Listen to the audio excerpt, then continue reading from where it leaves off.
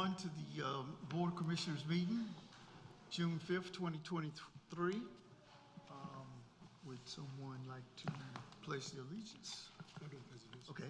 Commissioner Miles, lead us in pledge of allegiance. Everybody can stand on there. I pledge allegiance to the flag of the United States of America and to the republic for which it stands, one nation, under God, indivisible, with liberty and justice for all. Thank you. Thank you.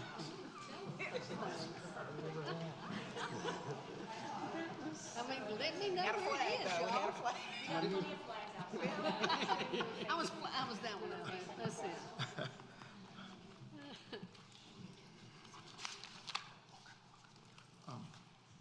Next, we have the approval of the agenda. Make a motion to approve the agenda. We have a motion. Second.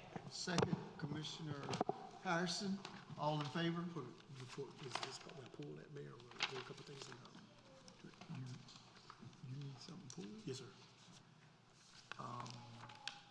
Discussion before we vote on the agenda. I just want to pull, Mayor, if I could, get pulled from the consent. I'm sorry, I can't hear you. Yes, I got you. Thank you. If I could get pulled from consent, appointment of tax collectors, resolution 2023-28.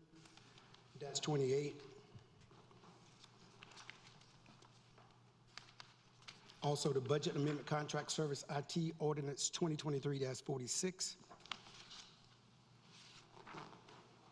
And also Jasper Place infrastructure acceptance resolution 2023-30, as well as Barrington Phase 2 ABC infrastructure acceptance resolution 2023-31.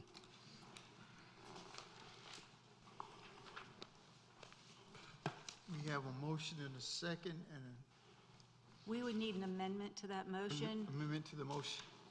I'd like to, I move to approve the agenda as amended. And we need a second. Second. We have a motion second. Any further discussion on the amended? All in favor? Motion passes. And now we move to the to new business. Move to recognitions. Okay, recognitions. Will Lily Shelton meet me at the podium? That one.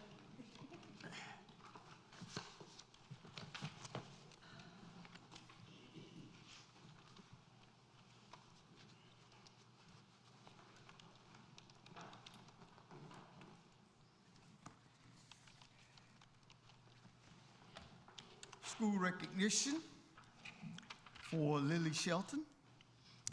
Lily Shelton is dedicated and passionate about East Wake High School junior with a remarkable leadership skills and strong academic record.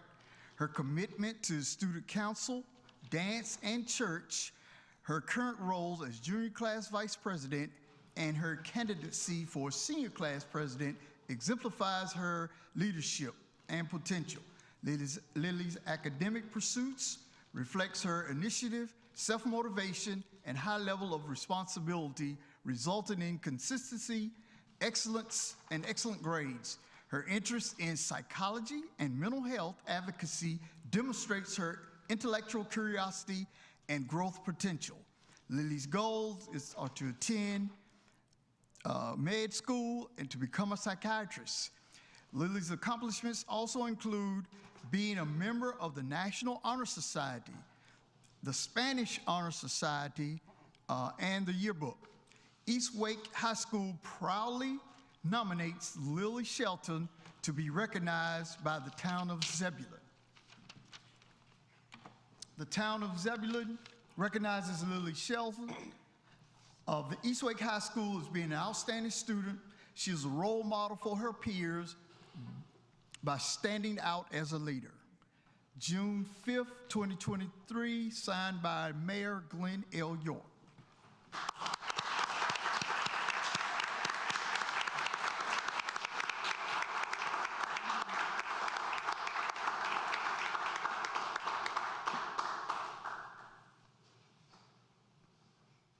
Come on, Preston.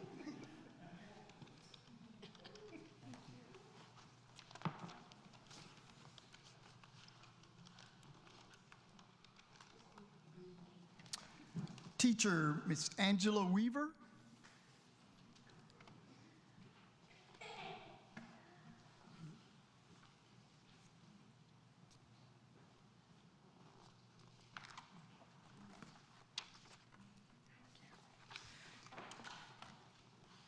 Eastwick High School would like to recognize Miss Angela Weaver, a beloved Spanish teacher at Eastwick High School who has been with the Wake County school system since 1996. Woo. Throughout her 27 years of service at East Wake, Mrs. Weaver has been a driving force in the World of Languages department, served as the department chair, and has been instrumental in establishing National Spanish Honor Society. Ms. Weaver's passion for education extends beyond the classroom, as she has also served as the chairperson for the school's Sunshine Committee, which has fostered a positive work environment for all staff members. Her dedication to the school's community is further exemplified by her willingness to drive the mini activity bus for the swim team. And she even takes care of official swim duties in the coach's absence. As Ms. Weaver prepares to retire, and at the end of the school year, we want to take this moment to recognize her exceptional service, her commitment to her students and colleagues. She embodies what is meant to be a team player and has significantly impacted the East Wake High School community. Thank you, Mrs. Weaver, for your unwavering dedication and service to our school. You will be deeply missed, and we wish you the best in your retirement. The town of Zebulon recognizes Ms. Angela Weaver, East Wake High School, for her exceptional service and commitment to her students and colleagues this day, June 5th, 2023, signed by Mayor Glenn York.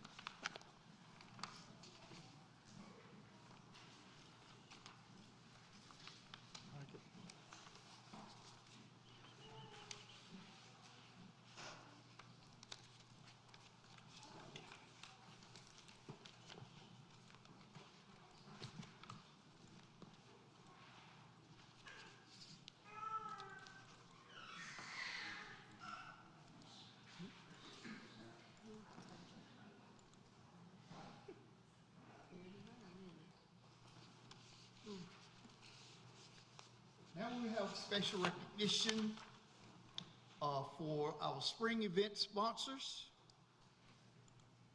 Over the years, we have sought to sponsorship for towns' events, and this year was no different.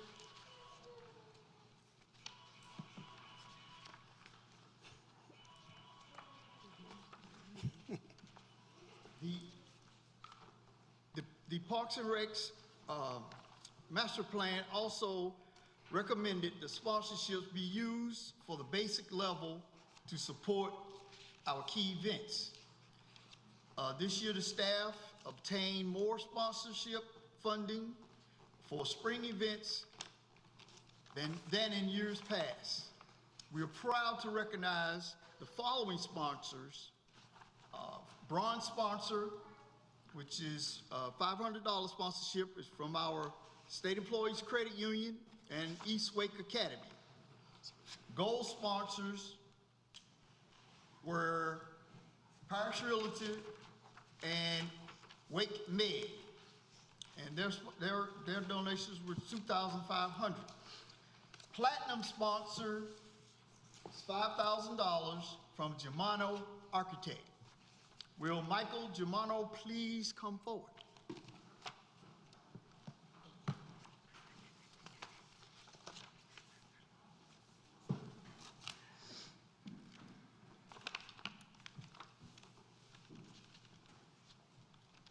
I brought the family.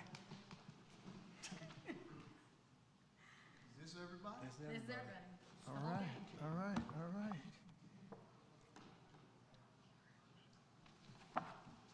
The town of Zebulon recognizes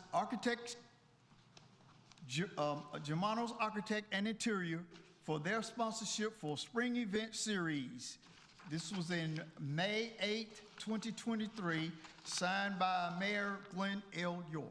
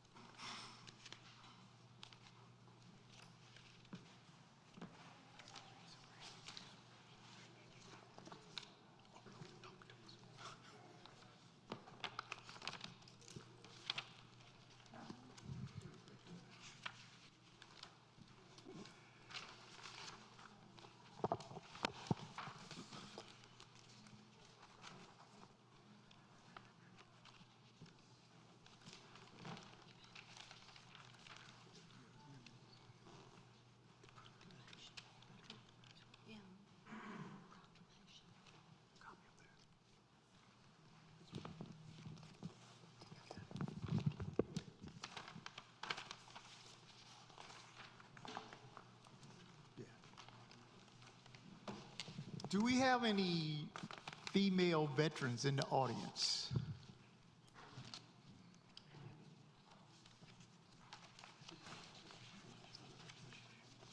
I'm looking for the proclamation. Mayor, if you'd like, we can do that at the end when we take a break.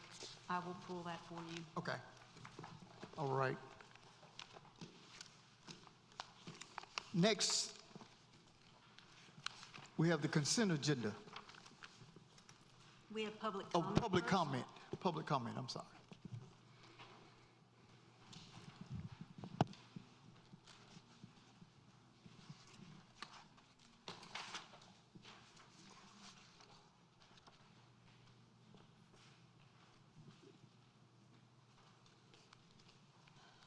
Sophie Williams.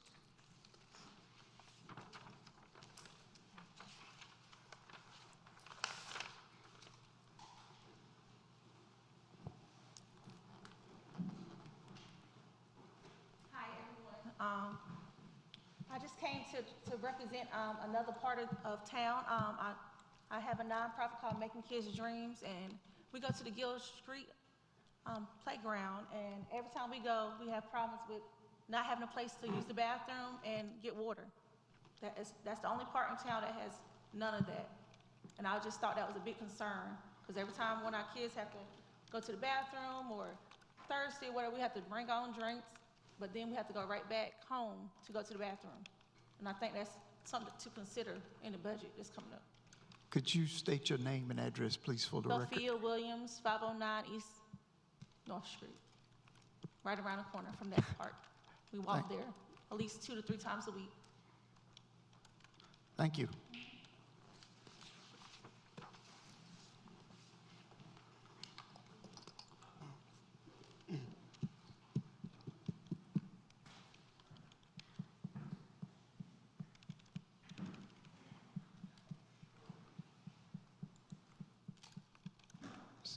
Ginger Dutmers.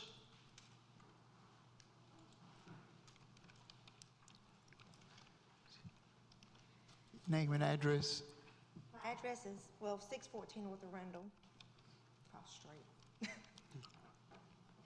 I'm here tonight on behalf of the Zebulon swim team, and they usually have their practices and everything done at the Zebulon Country Club, but they actually have their meets at Weaver's Pond swimming pool. So when we have our meets at the swimming pool at Weaver's Pond, we have to provide lights. So we have like 3 meets each year. Last year we had a total of like 72 swimmers. This year we got 61 swimmers as of May 31st. So the home meets that we have are 2 in June and 1 in July. One of the biggest expenses that we had as a nonprofit was the lights last year. They came about $500 to rent them from somebody privately. So we're looking to see if we can get any assistance with the lights to be, used for those 3 meets, because it's so much more of a cost for the team. How much did you say it ran? About $500 last year. I think they got it from United Rentals, and I was told around 150-ish each time.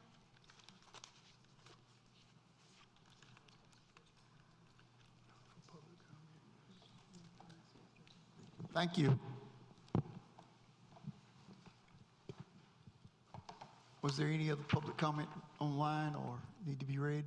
Yes, I have one public comment to read, and this is from V.R. Brantley Jr., and this says, "Thank you for your email. Subject notice, May 31st. Sadly, due to the death and funeral services of a 40-year-old South Carolina friend, I will not be able to attend tonight's Town of Zebulon meeting. Also due to my son's business obligations today and tomorrow, it's unsure if he will be able to attend. However, I would like to go on written record to caution the town as well as the developer and residential construction company about the extreme existing traffic situation on Old Bun Road. Having an entrance to the subject development property added to Old Bun will create a further traffic nightmare. With today's atmosphere for immediate litigation where unwise decisions in planning and development are made, you may not have enough funds in the town's bank account if an accidental death should occur. Please exercise wise judgment this evening in your discussion on the subject." Thank you. You're welcome.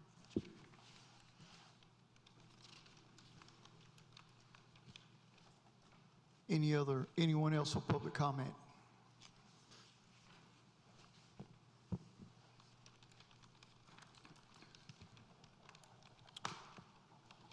Hearing none, we'll move to consent. We need a motion. Motion, we approve the consent agenda as amended. We have a motion. We need a second. Second. Thank you, Commissioner Laux. Discussion? All in favor? Passes.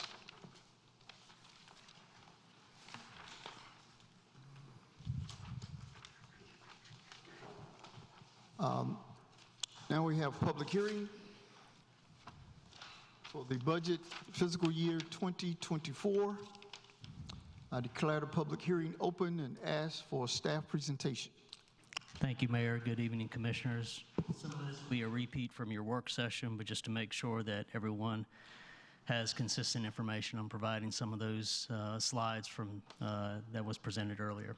So as a brief outline of the presentation, I'll quickly touch upon the statutory requirements associated with assembling and adopting a budget. We'll review the budget schedule and the process associated with it. I'll review the highlights of the budget message.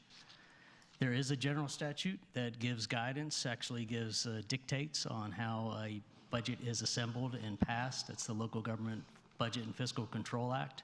It has some dates in there, April 30th being the dates that internal staff have to submit to the budget officer, in this case the town manager, their request and their revenue estimates for the budget. For the town of Zebulon, that was completed on the operating budget side on January 31st and the capital budget side on March 1st. This hardworking staff, they started to compile their budgets at the end of November, so they've been working at it for a long time. Other deadline is that not later than June 1st that the budget officer or the town manager submit the budget and the budget message. That was completed on May 9th. And then before adopting the budget ordinance, the governing board has to hold a public hearing. That is tonight. And then after the budget public hearing, the governing board is in a position to adopt the budget. They can adopt it the night of the budget public hearing. They can adopt it at a date later, as long as that date is not later than July 1st. After adopting the budget ordinance, the board can modify the budget, and actually the budget officer can modify the budget. Budget transfers being an example of that. You'll have some budget transfers that the budget officer will make tonight. For higher end, higher cost, bigger transfers, those are modifications that are only authorized by the board. Those are budget adjustment resolutions. You had one as an example on consent that was pulled off. You can change your fee structure. So there's been discussion about how to change special event fees as an example.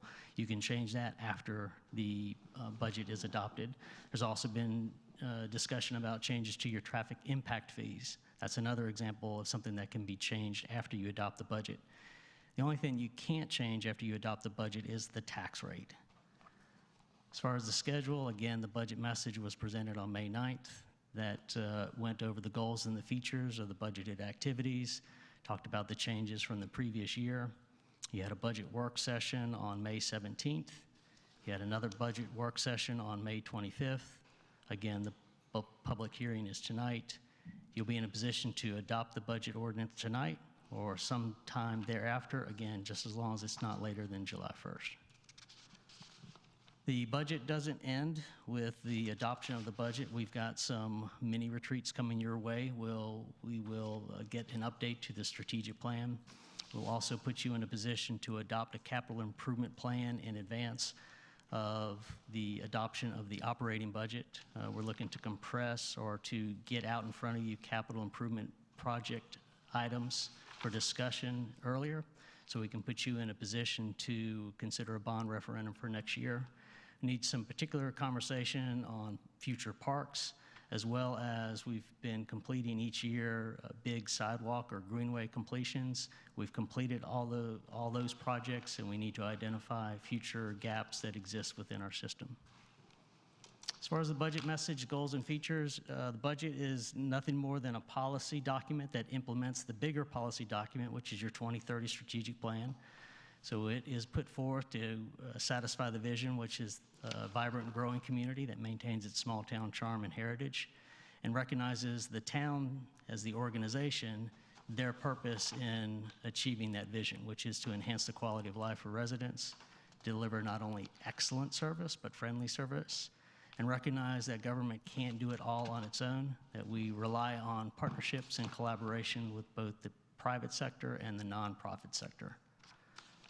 As far as how we get there, the strategic plan identifies 3 focus areas. One is to have a vibrant downtown. The other is to grow smart. And the last one is to maintain and protect and enhance small town life. The budget that was presented to you on May 9th, I've got some example projects and programs that are illustrative of each of these focus areas. First one being a vibrant downtown. The goals of that focus area is to revitalize downtown and attract people to downtown. The issues or the hurdles associated with that is it's very costly to develop downtown. A lot of those buildings have gone unkept for many years, and to get them repaired and brought up to current building codes, fire codes, is very expensive.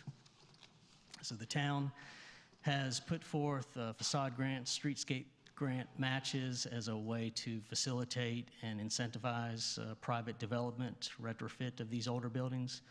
Reality, it doesn't amount to a lot, but it does at least communicate that the town is open to businesses and trying to encourage businesses to put in private money to rehabilitate these older buildings.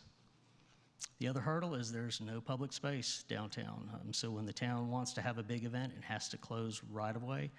Specifically streets, which is not insurmountable, but it is very difficult. It takes a lot of scheduling and is very expensive. And so this budget looks to enhance the public spaces that we've got. We have activated a couple of alleys, and this project continues that effort using the congressional earmark funds to really expand those alleyways to the east and west of what has already been done. So that's the first phase of the alleyway, which is a picture of this.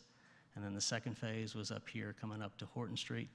So this obviously, with the congressional earmark, expands that project. And then we're looking to be a full-fledged, newly minted member of the North Carolina Main Street program. So we will put in the fundings to be a full-fledged member of that program and putting in the travel and the training and any of the organizational support to become a full-fledged member. And as you have seen directly, our special events downtown are proving very popular. They typically attract the equivalent or at least half the town's population. When this event first started out, we were equaling the town population. So we get quite a few people, anywhere between 4,000 and 6,000 people come down for some of these events. Growing Smart, a couple of illustrations for that. The goals of this is to coordinate our land use and our transportation, to have our staff upgraded in both their skills but in their numbers to meet the increasing demands.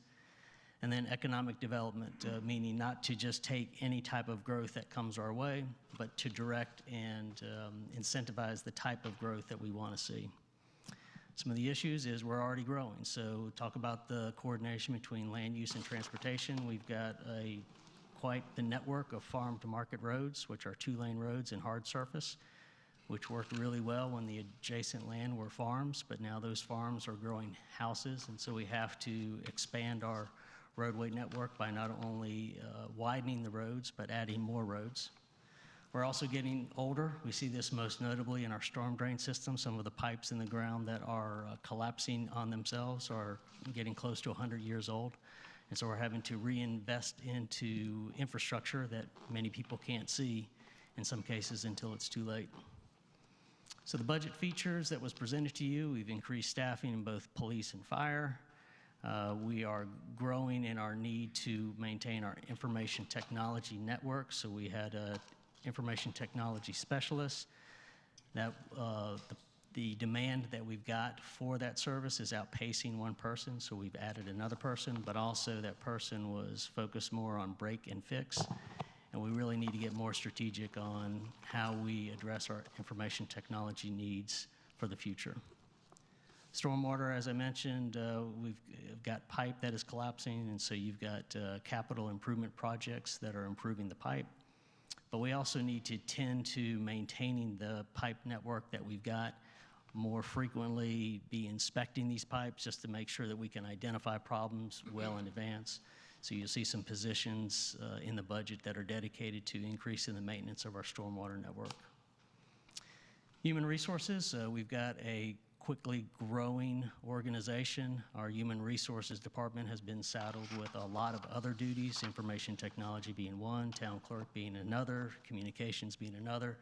And so the information technology request, as well as the communications manager that you approved last year, and the town clerk that's in this upcoming budget are ways to allow human resources to focus more holistically and tend to the growing staff that we've got above and beyond just typical processing like applications, but get into more diversity, equity, and inclusion programs, as well as training both specialized technical skills and more soft skills, skill development as well.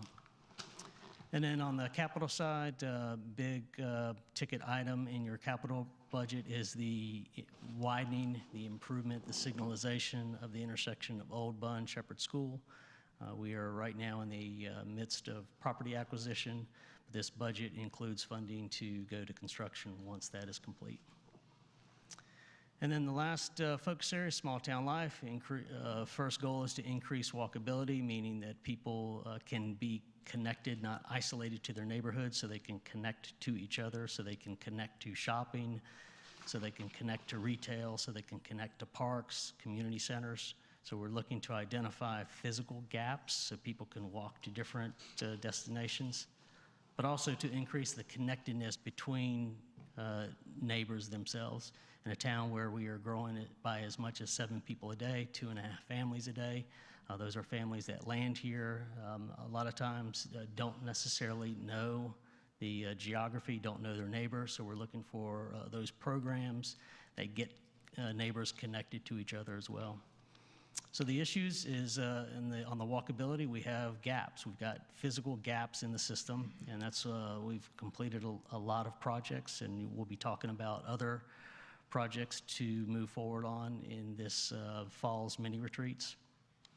And also we have a lot of people that moved here because of small town life. They like the idea of being in a small town, but they don't necessarily know their neighbor. At the end of the day, we're looking for a place where no matter when people got here, how they got here, they're all looking for a place to call home and looking for ways to get them connected to each other.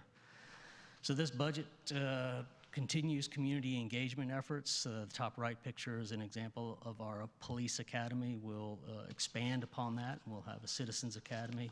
Again, looking for ways to communicate in a more formal way with the government that represents them. We're looking to get better use out of our community center and turn that into, from what is right now a recreation program center, to a facility that's opened up more time so it actually does function more as a community center. As I mentioned, with a town that's growing by as many as 7 people a day, our athletic programming is growing as well. And so we're having more participants and actually more different types of activities than we've had in the past.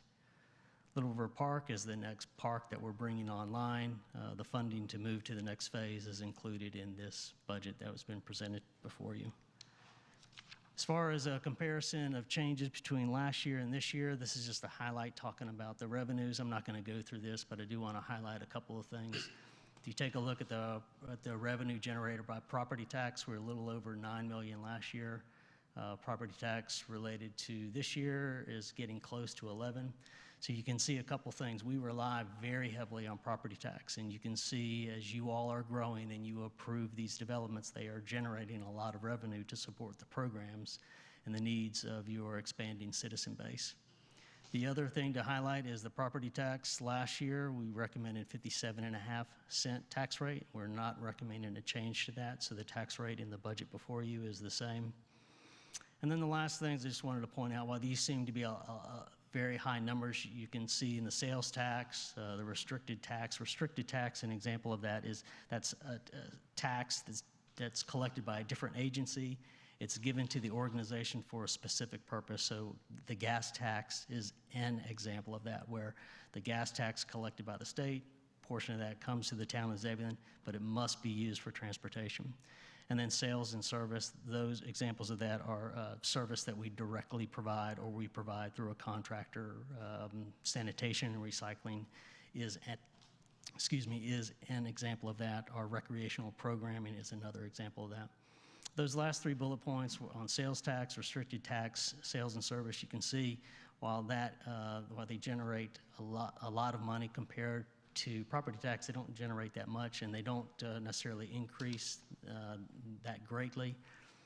On sales tax, I'll point out to you another thing to realize is that's something that's pretty much out of our control. We do well when Wake County and the city of Raleigh and the town of Cary do well, but a lot of the money that is generated here goes to those other towns. So we are reliant, and we're happy when others do well because then our sales tax goes up. But we don't necessarily generate and keep a lot of sales tax when we're doing business here.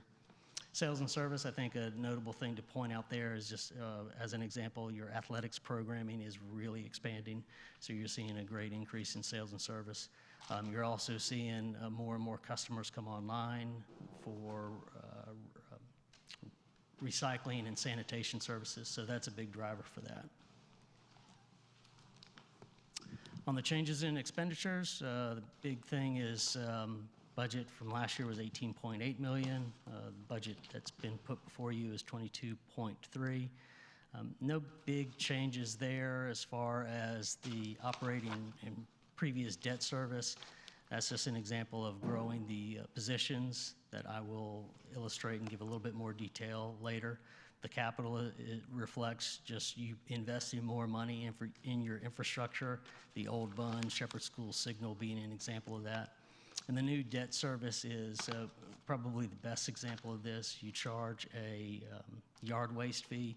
We use those fees to buy the heavy equipment that tends to that service. So the leaf collector, the vacuum truck, those are examples of that. A lot of those pieces of equipment are aging out, and so the debt service reflects the replacement of those vehicles. As I mentioned, a big driver in the operating budget has to do with personnel. The positions that are included in the budget that's been presented to you, I'll go through those real briefly. Special Operations Sergeant, that is a sergeant that's overseeing some specialized units. So the specialized units, we have 2 canine officers. We also have a traffic impact unit. In those units, they split shifts to cover some heavier times. And so what can happen is that those specialized units can have 2 bosses, and we're trying to, especially with those specialized units, have more direct oversight. So that's what the Special Operations Sergeant is for. Police officer is just a reflection. We are a growing community. We are not only growing in the number of people that we provide service to, our geographic area, the span of control, the area we have to patrol is increasing quickly as well. The other thing to note is while it has little to do with our growth, we have a lot of traffic coming through our area, particularly on the U.S. highways. And so we are responding to accidents on those highways as well. Again, very little to do with the development that you all are approving, but you are in the 3rd fastest growing county in the nation. And so you're going to see a lot of growth and a lot of traffic from that growth come through your town, even if they don't come directly through the town limits and just stay on the highways. 3 firefighters, that was what was recommended last year to come on board this year. So we had planned for the 3 firefighters. The difference is that you brought them on earlier, and the reason you brought them on earlier is because Wake County paid 100% for their advanced hiring. And so this year, you're just picking up the cost share portion of those 3 firefighters. The crew leader and the equipment operator, those are associated with the stormwater maintenance and inspection that I talked about. Athletic coordinator, that's a direct reflection of how quickly you're growing in both the athletic program numbers as well as the athletic program types. Community center recreation assistants, that's a reflection of getting greater utilization at a community center and making it function more like a community center than a recreation center on specified times and restricted times of entry. Town clerk, and then I'll jump down to the IT director. Those are examples of pulling some of those duties out of human resources. The IT director, and specifically in addition to addressing the increased workload as it relates to IT, is also to put someone in that position who can think more strategically rather than daily on addressing our IT needs. Planner 1 and Code Enforcement Officer, those are both reaction and proactive needs. So the Planner 1 and the Code Enforcement Officers are to address the increased need that we've got in both of those areas related to growth, but in code enforcement, to be more proactive, where right now when we hear of a complaint in a development or tall grass and weeds or trash overflowing into a shopping mall, becoming or being in a position to be more proactive than always reacting to complaints. The other thing on the proactive side related to the Planner 1 is to help prepare us. When we top 10,000 people, which we expect to do this year, we will need to expand our extraterritorial jurisdiction. There's a lot of heavy lifting associated with that, so the Planner 1 is not only to address the workload that we're seeing, but the work that will be coming our way with the expansion of the extraterritorial jurisdiction. I'd mentioned to the board earlier that I'm not sure of whether the position to support the town manager is an assistant to the town manager or an assistant town manager. And I know some of you feel very strongly that it's an assistant town manager. This budget includes the full funding for an assistant town manager. Depending upon the personnel that you add, I specifically will circle back to you. We'll have a bigger conversation, but just want you to know that this budget includes the full funding for an assistant town manager. As I presented to you on May 9th, this also went live to the community, so we posted on the town's website the budget on May 9th. The following day, we started to hand out hard copies, so if someone wanted to take a look at a hard copy, they could look at it at the library, at Chamber of Commerce, our community center, here in Town Hall. We have, as we've done in the past, handed it out to civics teachers at both Eastwake Academy and Eastwake High School. And with that, before the public hearing is open to the public, I'll see if the board has any questions. Any questions from the board? Commissioner Baxter? No. Commissioner Miles? No, sir. Commissioner Clark? None. Commissioner Harrison? None. Commissioner Laux? Not at this time. Okay, hearing none. We will now take public comment. Anyone that wishes to come to the podium, state your name, address. Is there anyone to speak in favor of the budget?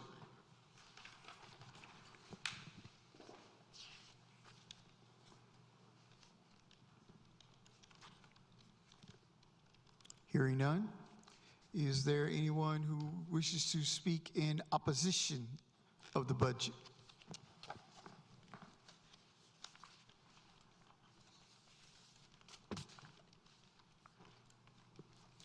Hearing none. Is there anyone who wishes to speak neither for or against the budget?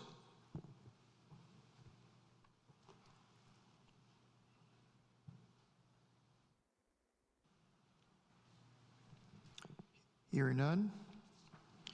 If there's no one else who wishes to speak, I will close the public hearing, and this matter will be taken up later in this meeting.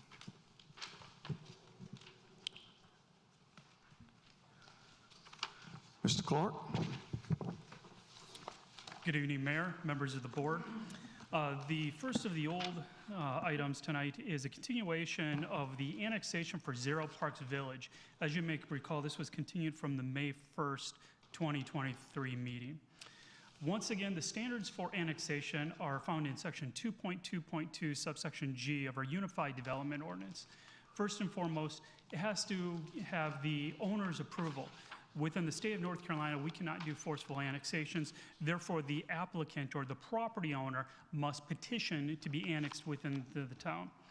That services can be provided. This is not only water and sewer, but these are also the other municipal services. Cost to return analysis, as previously mentioned, this is not only what are the costs associated with the development return for the services, but making sure that we're not taking out debt in order to provide services for the potential development. And then finally, the public health and safety welfare of bringing that parcel of land into the corporate limits would not be detrimental. The applicant is D.R. Horton, and the property owner in this situation is BC Joyner LLC. The property is approximately 22 acres and is located at Old Bun and Parks Village Road. To provide a bit of a reminder, the property is located within our extraterritorial jurisdiction. It is adjacent as well to our corporate limits, and there are nearby utilities. This green line here at the bottom of the screen, that is actually a gravity-fed sewer connection. One of the questions that came up at the May 1st meeting was specifically as it relates to traffic, particularly the road connection onto Old Bun Road. Because of this question, we dug in a little bit deeper, and we contacted NCDOT. Old Bun is an NCDOT road, and they noted that there was no concerns with the location or design of the proposed driveway as part of the Woodland Crossings development. I believe the applicant has sent you a copy of that letter, and if not, let me know, and we'll make sure that you get a copy of that letter. We also reached out to the contract engineer that the town hires to review these plans, Mike Saratsky from LBJ, who's a professional engineer, and he indicated he has no concerns. I'm going to recognize Mike to come up and elaborate a little bit further on that. Thanks, Mike. As Mike said, I'm Mike Saratsky. I'm with LGB. We are doing a review for the town, and we did look at this and reviewed where the location of it is, the grades that are there, the distance to the bridge, distance to other roadways, and we have no concern with where the driveway is as it relates to safety. And if I'm available for any questions if you have any other questions for me.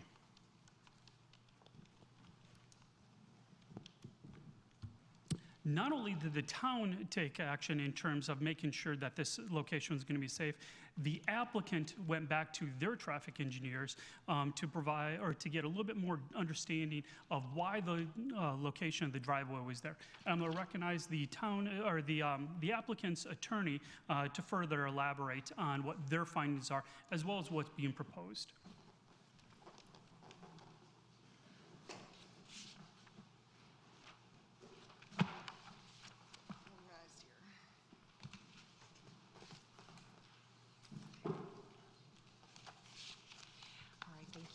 Good evening, Mayor York, Mayor Pro Tem Miles, and Commissioners. My name is Ashley Honeycutt Terrazas. I'm a land use attorney of Parker Poe, address 301 Fayetteville Street in Raleigh.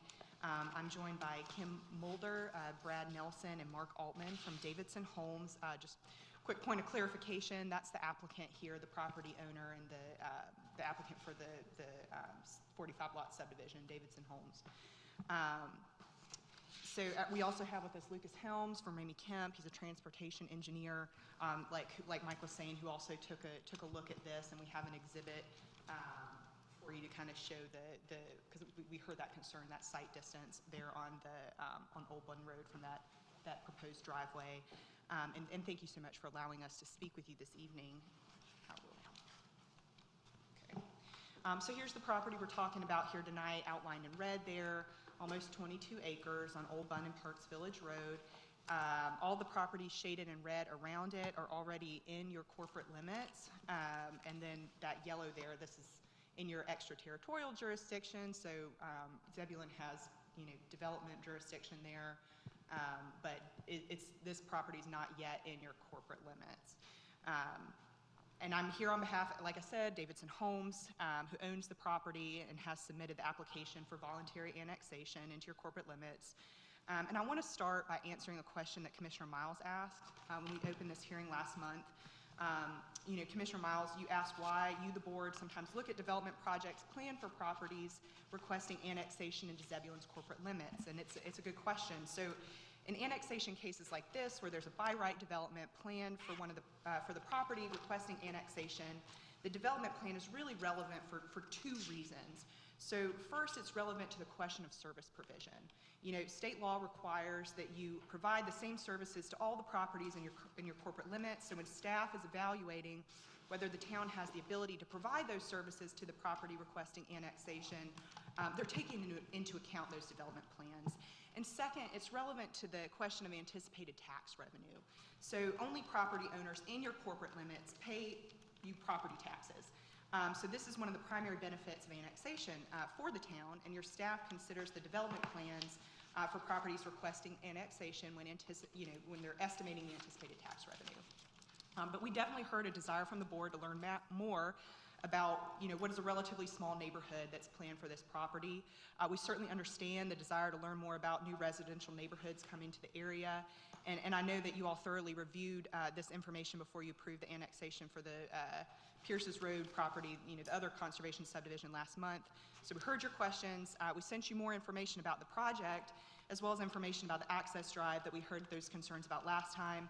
And we trust you've been able to review that information, and we'd like to go through some of it this evening for the board, but also for any interested citizens, other interested parties who may be watching. So again, the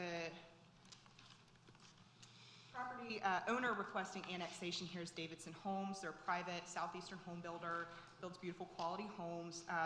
This is would be their first project in Zebulon, but this is one of their projects that they're building right now in Knightdale. It's called Glenmere Forest. So just they're building right down in another part of the county, but this would be their first neighborhood here in Zebulon. And then we have, like I said, we have representatives here from Davidson Homes available if there are any questions for them. As Mike has discussed before, properties requesting annexation is in your ETJ, also has Zebulon zoning, zoned R2, which is one of your lowest density zoning district, which certainly limits the number of homes that the property owner has the right to build on the property.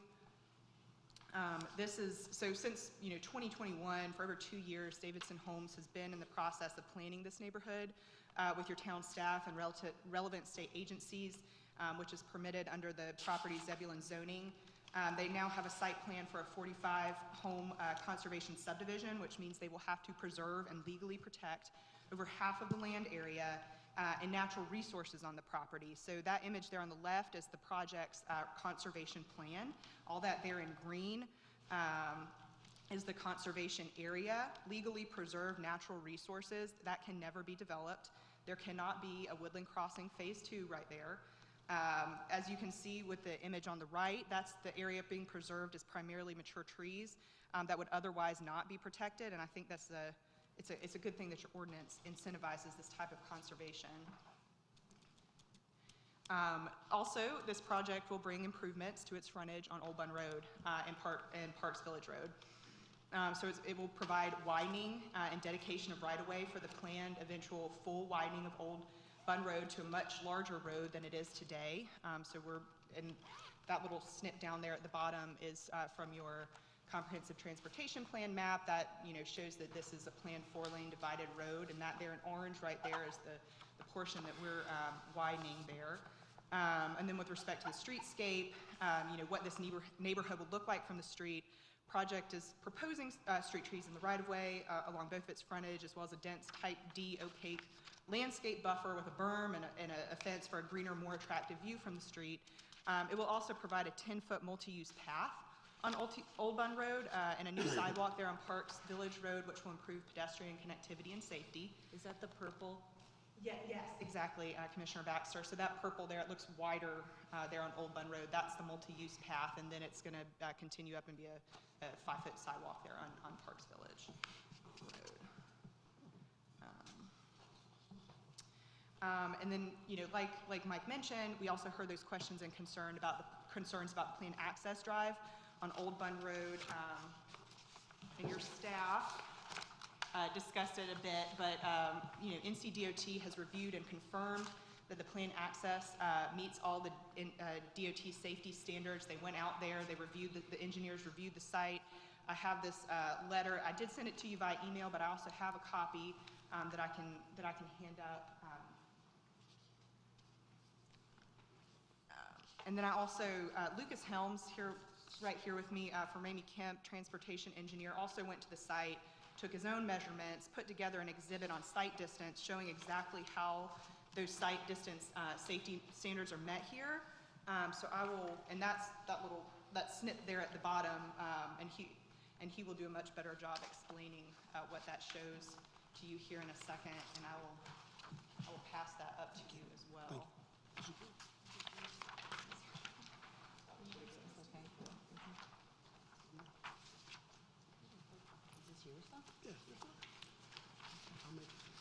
Good evening, my name is Lucas Helms with Ramey Kemp Associates. I'm a professional transportation engineer. Went out and evaluated this proposed driveway location on Old Bun Road, and to kind of echo what was said earlier with DOT's findings, as well as Mr. Sarasi's kind of evaluating the grades of the road, the location, and then the visible sight lines that you see to the bridge, as well as both looking left and right from the driveway.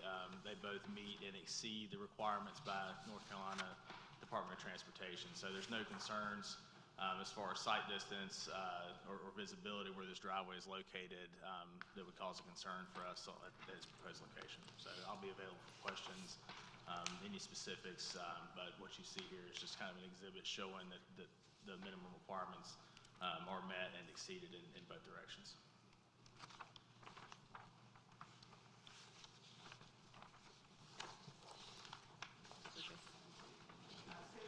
I hope that this information's helped answer the questions that you had about the planned Woodland Crossing neighborhood, and helped you and any nearby residents interested in the project understand some of the important elements of this, the conservation subdivision, the preserved trees, the Old Bun Road widening and improved streetscapes, the demonstrated safety of the access drive, and our team and your town staff are, of course, available to answer any additional questions you have about any aspects of the approved plans or the 2+ year planning process.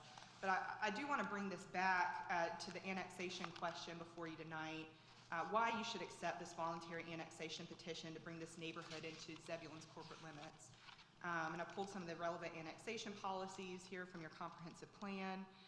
You want to continue, I'll just kind of run through it real quick. You want to continue requiring property owners to agree to annexation for public utilities, which is allowed by state law, so that you can tax that property and get additional town revenue to pay for all the initiatives that you're undertaking to serve your residents, better parks, revitalize downtown, road improvements. All of those things take tax dollars, and property taxes are the largest revenue stream for the town. And because, like Mike was saying, involuntary annexation is no longer allowed in North Carolina, this is likely the only chance that you would get to get those tax dollars from this property. You want to avoid creating a donut hole here because of the inefficiencies in service provision that would create. From an efficiency standpoint, it makes more sense for the town of Zebulon to provide services to this property than it does for those services to be provided for Wake County. We talked about financial, tangible considerations, but intangible benefits of annexation. Letting these folks officially be part of your town, pay your property taxes, vote in your elections, pay the same rate for utilities as the neighboring subdivision residents is important for you to consider as well. And finally, annexing property in your ETJ, like this site, is completely consistent with your town policies and priorities. When you extend your ETJ to a property, your development regulation authority, and you apply your town zoning, you're signaling that you want that property to develop under the restrictions and regulations of your development ordinance, not Wake County's. And you can provide it with the same services you provide your other residents, or will be able to in the near future. And 3, that you want the property to come in your corporate limits so that it can be fully a part of your town and pay your town property taxes. And again, so to sum up, this is a 22-acre parcel in your extraterritorial jurisdiction. It can be developed under the regulations of your zoning ordinance. Davidson Homes has petitioned and annexed the property into Zebulon, and we hope that you'll bring this 45-home community fully into Zebulon so that you can add it to your tax base. And I hope that the additional information we provided before the meeting and during this presentation about the approved plan has been helpful, and we are asking you for a decision on the annexation petition this evening. Again, thank you so much. We're available for questions. So is your town staff, if you'd like to ask them about any process or planning questions as well. Okay, once again, the standards that are associated with annexations are found in section 2.2 subsection G of our Unified Development Ordinance. The owner has granted approval through the petition for the annexation of this parcel, that the services can be provided, the cost to return analysis, and then tonight we've shown through professional engineers specifically for traffic related that the concerns regarding health and safety, that they're going to be met, that it's not going to result in an unsafe situation. Staff does recommend approval of this annexation, and additionally, previously there was a question of what if you do not annex this parcel in? The applicant does have the capability to petition to the City of Raleigh to continue and obtain water and sewer connection. The property as proposed meets your Unified Development Ordinance. So from a regulatory perspective, there'd be nothing that the town would be able to do to prevent the developer from moving forward with this project if the City of Raleigh was able to grant permission to connect into the municipal water and sewer system. So with that, I'm available if you have any questions, and we do have a sample motion if you do decide to take action on this item tonight. Question, comments from the board? Commissioner Baxter? Thank you, Mayor. So the property directly to the north of the subject property, is that owned by New Village LLC, and it's already been annexed in? That is part of the Barrington. That is part of Barrington? Correct. Okay, and so has the extension of Crescentwood Trail been plotted then with the Barrington development? That is correct. Those two, both developers worked collaboratively to make sure that that road alignment would connect, also to prevent environmentally sensitive areas in that location. And is that road going to eventually connect to Parks Village Road? The Barrington, the primary entrance to the Barrington portion to the west of Parks Village has a Parks Village connection there. So yes. Yes. Okay, all right. And so I'm assuming that if it's easier for some of the Barrington residents to go down through this development to hit Old Bun Road, then that can happen because the connection's going to be made? Unlikely. Okay, thank you. Commissioner Miles. Thank you. One quick question. You stated that Raleigh can override us as a municipality and go ahead and approve this. Is that what I'm to understand? No, they can approve the connection to municipal water and sewer. The land itself would remain in the extraterritorial jurisdiction. The town would not receive any tax benefits for it, but you would still see the same volume of traffic and the construction of the development, being the development as proposed meets the standards of the Unified Development Ordinance. How often does this happen? How often does Raleigh come in and say, okay, you guys you don't want to connect sewer and water, but we're going to go over and override this municipality, knowing you don't want it, but yet we're going to move forward with it. How often does this happen? To the best of my knowledge, all the projects I personally worked on, the annexations were approved, so the developer was never put in that situation. And one last question. Is there a reason why the developer didn't buy that last of those plot right there that comes off Park Village Road that would have gave them an interest off Park Village Road? That's a question for the developer. The house is still left there. It was family owned. It was part of the property as well. Right here. Why didn't they purchase that as well and just come in and put your connection coming in off there? It's somebody's home, and usually in these situations, you might approach them and see if they're willing to sell, but if they're not willing to sell, then, you know, that's somebody's private property. Well, the land was bought from this family, so I do know that. It's the same property, so please. 1.5 acres of the site was subdivided out for Ms. Joyner to retain. Okay. So she still lives on the property. Thank you.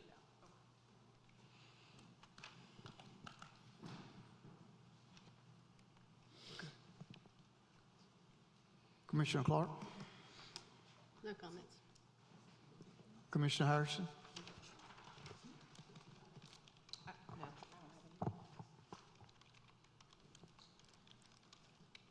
Commissioner Laux. Yeah, just a couple comments for the board to maybe think about. Looking back, you know, I've got over 50 years of driving cars, trucks, motorcycles, 3 years as an EMT, amateur road racing, and in areas like this, anytime you can limit access to a road, an access point, you reduce a point for another accident. So while I love the subdivision, and I love conservation subdivisions, a very efficient use of the property, I'm just concerned about that additional access point. I'm thinking 45 homes, 2 cars is 90, delivery trucks, we're probably looking at 120, 150 vehicles from this subdivision on Old Bun Road. And ideally, we are so close to an existing intersection that if they would have moved their access point over to Parks Village Road, you now have a intersection. You didn't add any more to Old Bun Road. And in the future, as I said, I was looking back, I'm also looking forward. That would be an excellent control point for like a 3-way stop sign where you could monitor traffic in Old Bun Road by putting up stop signs. Now, I love the turn lanes, I love the walkway, I love the layout of the subdivision. I'm just concerned about that additional access point.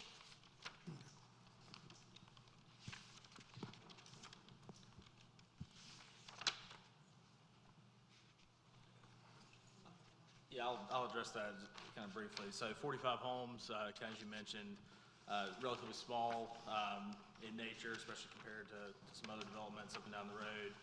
That equates to about 1 car per home during the peak hour. So in essence, 45 cars, it's about 2 every 3 minutes in the grand scheme, or 2 every 3 minutes. So the access point, while eliminating all access points, would certainly reduce access. The location where this driveway is and the visibility, there's minimum standards for visibility. These aren't the minimum. These meet and exceed by great numbers for the area. So there's no concern as far as the department goes and our evaluation that would prohibit this access point versus any other access point on state-maintained roads.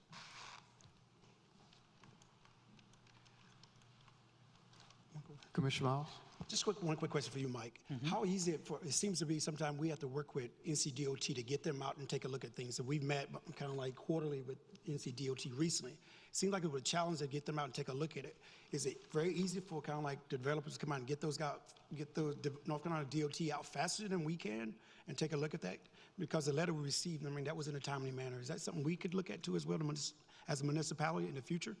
Kind of figuring that out? Yeah, NCDOT is actually included as part of our development review process, being that they have to, it's what's called a driveway permit, and they have to review the location of the proposed access drives to make sure that they are in a safe location. That's actually being done fairly early in the technical review process. This project would not have come before you if NCDOT didn't indicate that there wasn't any concern. We asked that DOT prepare the letter for you for tonight's meeting. That's what was the quick turnaround, but this was reviewed, and then they went back out there to solidify their determination. It was the first time that they were present physically on site, but previous to that, they looked at a combination of topography, traffic counts, as well as the location of the access drive as it relates to the distance from the bridge intersection where the crest of the hill is, as well as the intersection of Parks Village. So normally, the information that he gave us prior to 3 years before they assess the issue, then pretty much 5 years before they take action that we received prior to is not correct information? We received that at our last quarterly when we met with the Roseville, when they all came out and gave a speech to us. And I think it was 3 years when they addressed an issue, and then 5 years before they take action. Is that correct? That's not correct for new development projects, no. Okay. They review the development projects before the development gets constructed. Okay. Thank you. You're welcome. Any other questions, comments from the board?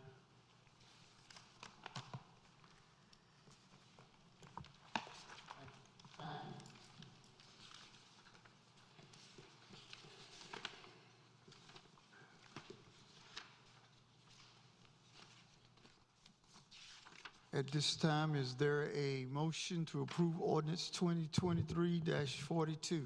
I make a motion that we deny the proposal annexation and adoption of ordinance 2023-42. We have a motion. Is there a second?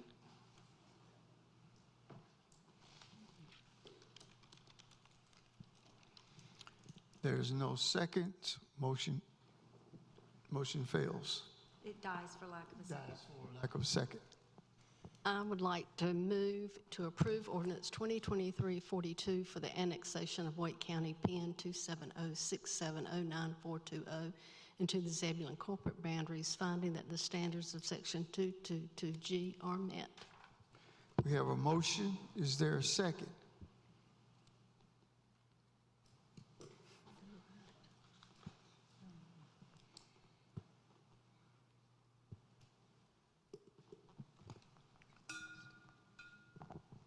Second. We have a motion and a second. Discussion. I think this is an opportunity where we as the board take a look. We already know that Old Bun Road has a lot of traffic issues on there. We've been told that we know that one entrance. I think the vast majority from what I'm hearing, the board doesn't feel comfortable with that entrance. If with that, the developer's willing to take a look, as Commissioner Laus has recommended, once again, at an entrance at Park Village Road, it may be something that we're willing to consider. But I just think we really need to take a look at that one little small entrance coming in off Old Bun Road. And I agree with the concerns, because I have had the same concerns, and I've voiced the concerns as it relates to the traffic. But I can't, in good conscience and good faith, go against all of the evidence that we have heard from professionals in the area, from DOT, from lawyers, from engineers.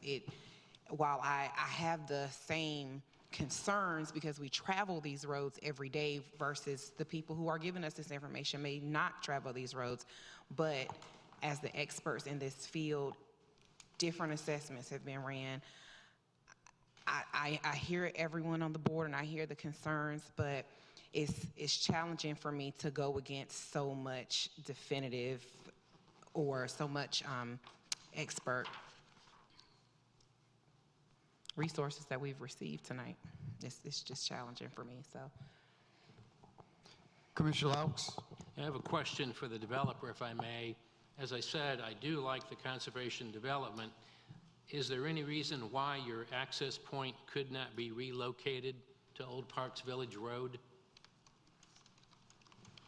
Because it looks like there's more than enough room. You're just spinning it over.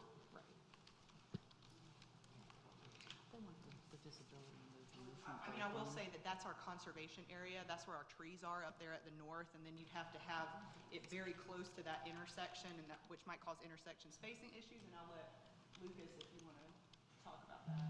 Yeah, so I mean, I think what you guys are referring to is could you, tie in closer to where those homes are currently presented, closer to the intersection of Parks Village and Old Bun. In order to do that, there are, minimum intersection kind of spacing requirements that North Carolina Department of Transportation looks at as well. And it's not optimal to put, two intersections that close to each other, given the adequate spacing of where it is on Old Bun, that would be the preferred location from our perspective.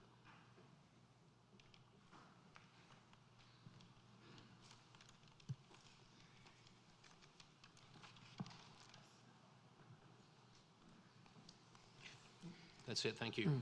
Any other questions, comments from the board? Just last comment from me. I think we're really taking consideration the safety of our citizens. Yes, we're growing these areas that they're going to develop either way. It seems as if Raleigh may approve or whatever, but I just really think right here we have an opportunity. We know the intersection that's not in basically a mile or half a mile up the road is one of the issues that we're addressing now to try to save lives. Numerous individuals have died at that intersection. If we see here now another opportunity to potentially put citizens in harm's way, I think we really need to think that out. What I see here is that if the entranceway is shifted to Parks Village Road, they're still going to come down to Old Bun and hop on Old Bun. With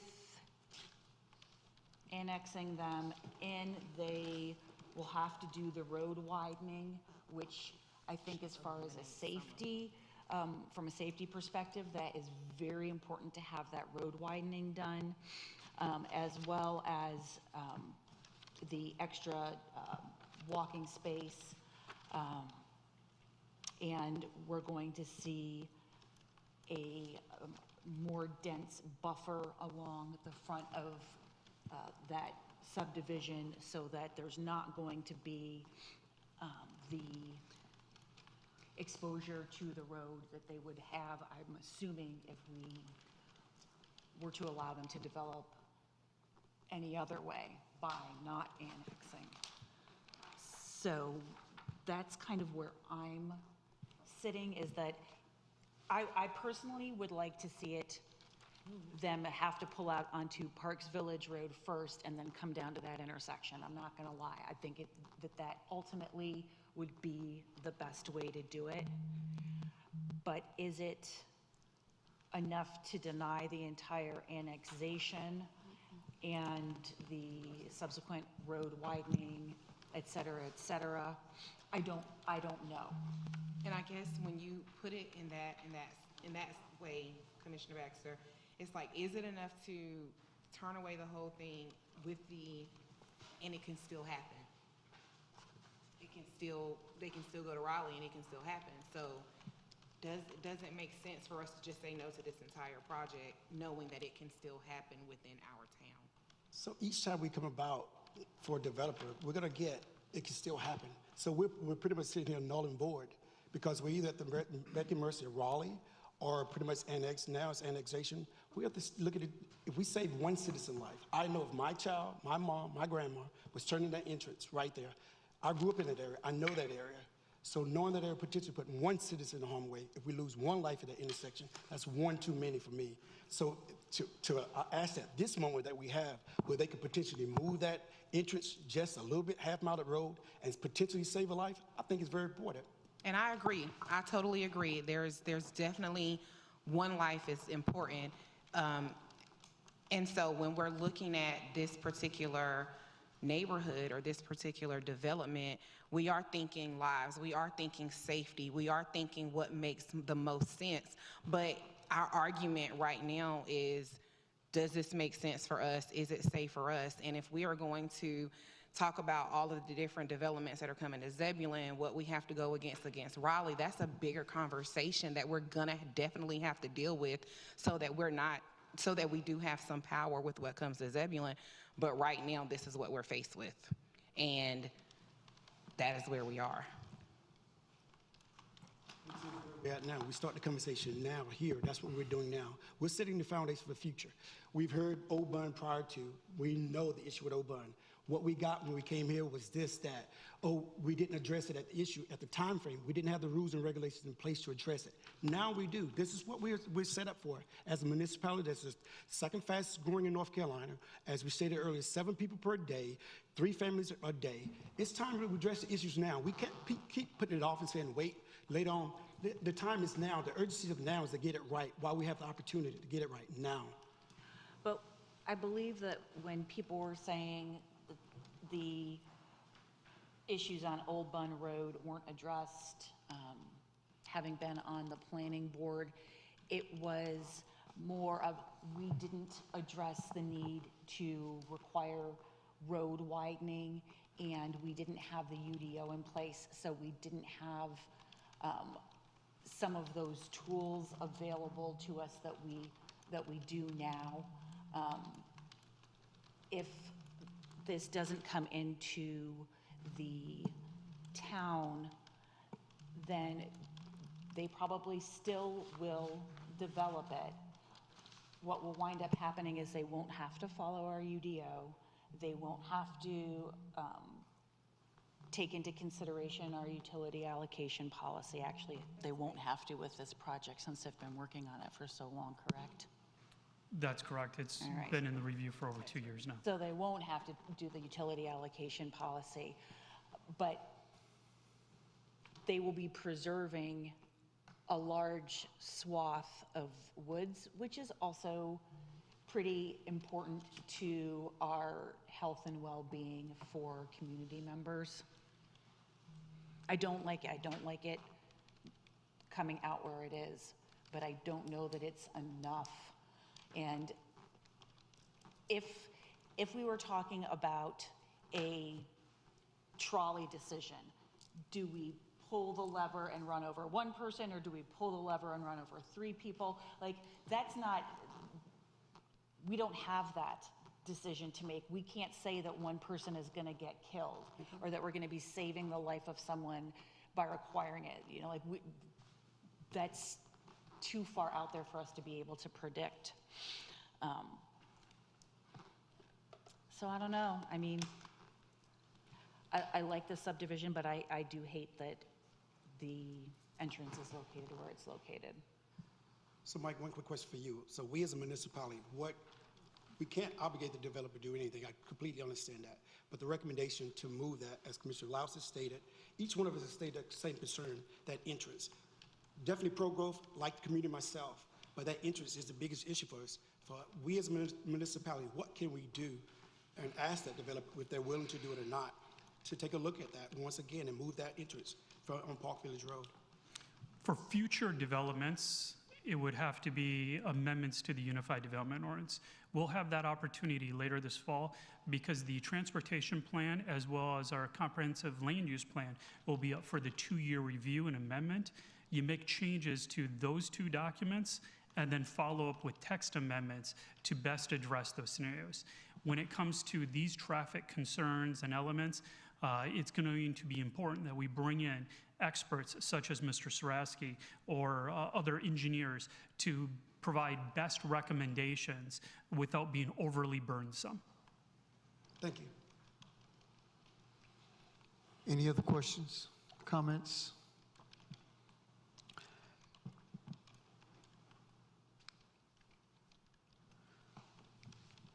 Just a hypothetical for you, Mike.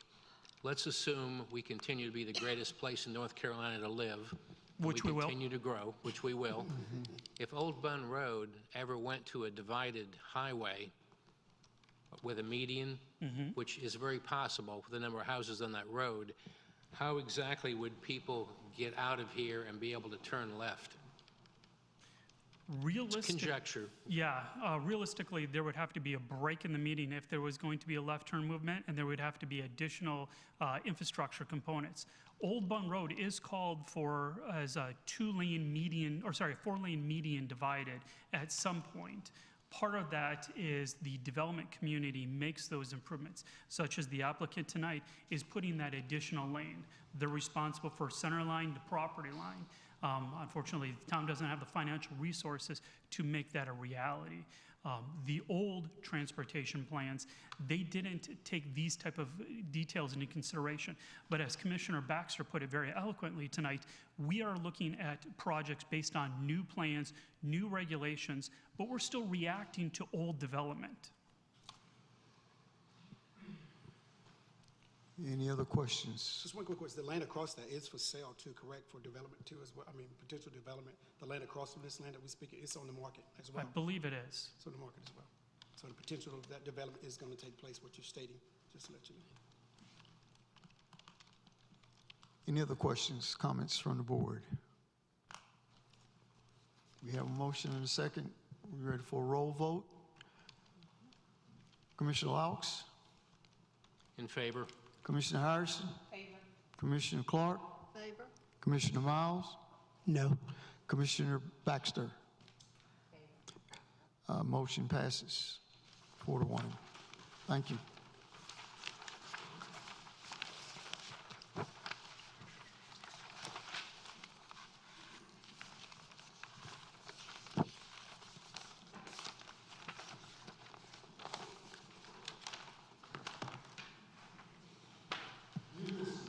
Planning. Attorney Slater? Good evening, Mayor, members of the board. Let's see what happens if I click. All right. Anything behind this mic, or this is it? Oh, yeah, there we go. Oops, went too far. No, you had it. Thanks. There it is. It's a simple slide because you all know this one well. We've talked about it a lot previously in closed session as permitted by statute when the town's involved in litigation. But the parties reached consensus on the material terms, which are additional commitments by the developer in the form of conditions attached to the permit that will run with the land on that project. And so this is the approval of that. So happy to answer questions, but the next step would be a motion to approve. Questions, comments from the board? Commissioner Baxter? No questions. Commissioner Miles? No question. Commissioner Clark? No questions. Commissioner Harrison? None. Commissioner Laux? No questions. Hearing none, is there a motion to approve ordinance 2023-42? Mayor, it'll actually be a motion to approve the settlement, Yeah, settlement. which as a result of that will issue special use permit 2023-01. Motion to approve the settlement Yes. for Zebulon asphalt plant. We have a motion. We have a second. Second. Thank you, Commissioner Clark. Discussion. I think it's just small little thing. We knew kind of most of us knowing the potential harm that this is going to cause to the environment.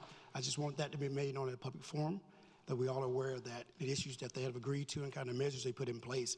But I just want to put that out there.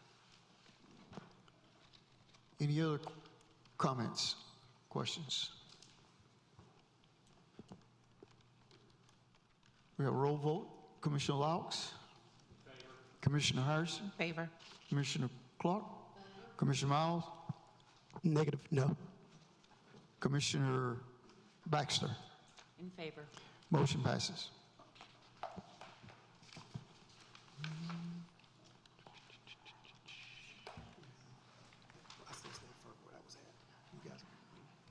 Board appointments. Thank you, Mayor. The board actually has two items to consider. First is the actual appointments, if they choose to decide to make any appointments to boards. And then the other is schedule a joint public hearing for text amendment 2023-01. On that first item, I'll recognize Lisa Markland to talk about the applicants that you have before you for consideration. All right, for the planning board, there are 2 vacancies on this particular board, and we've had 3 people put their name in as an interest. David Lowry, Michael Germano, and LaToya Carter. I know 2 of them are here to speak, which you normally ask for them to do. Do you want them to do that this evening, Mayor? What was the question, please? The question is, normally you have the applicants come forward and speak.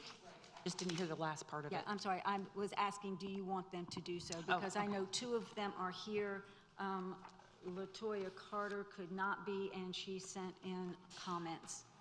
So I'm asking, do you want them to come forward, and do you want me to read the comments? Certainly want to read her comments. Okay. Then you have to let the others speak. And we'll let the others speak also. Okay. Do you, all right, I'll read her comments now, and then the others are here. I, LaToya R. Carter, do hereby send these comments to request a position on the planning board. I feel that serving on the Zebulon Planning Board will grant me the opportunity to help shape the future of our community. I truly have a willingness to serve, be involved, and take this opportunity to volunteer my time to guide the orderly growth and development of our community. I truly believe this opportunity of serving on the planning board will grant me the opportunity for growth and development both personally and professionally. I have now called Zebulon home for the last 7 years, and I am dedicated to determining the balance between public good and private rights and interests. I, LaToya R. Carter, do humbly request a position on the Zebulon Planning Board. Thank you for listening to these comments.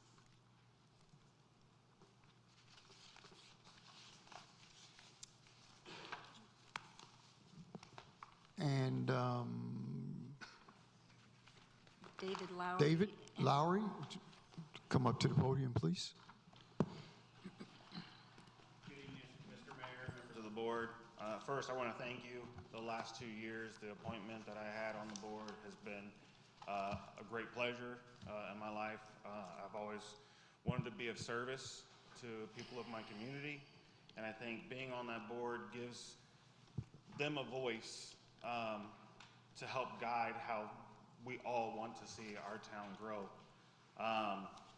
We don't always agree. I know you guys don't always agree in the ways that I've voted on certain things, but I feel that that's what honestly makes us stronger as a community. We don't have to agree on everything, but I think that brings us to the better decision in the end when we make that final decision. So that's really all I have to say. I would really appreciate another opportunity to serve on this board, and I hope the board will continue to let me be their chairperson. Any questions? Any questions, comments from any of the board members? Thank you. Thank you. Thank you, David. Thank you. Thank you. Next, Mike Chavano.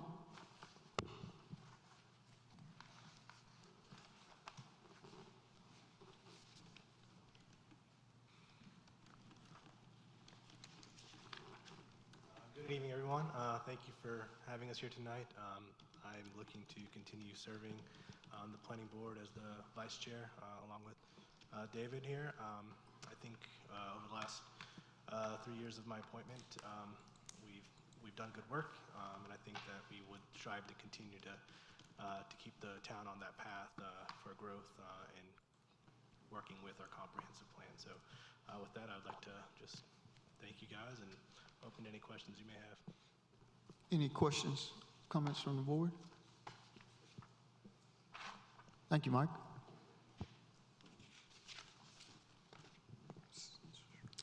I have one question, Lisa. Yes, ma'am. Ms. Carter's application is dated of July 1st, 2022, is that when she submitted? Yes, ma'am, that is Okay. correct. So it just didn't come before us before this? Okay, No, we hadn't had any Okay. openings. gotcha.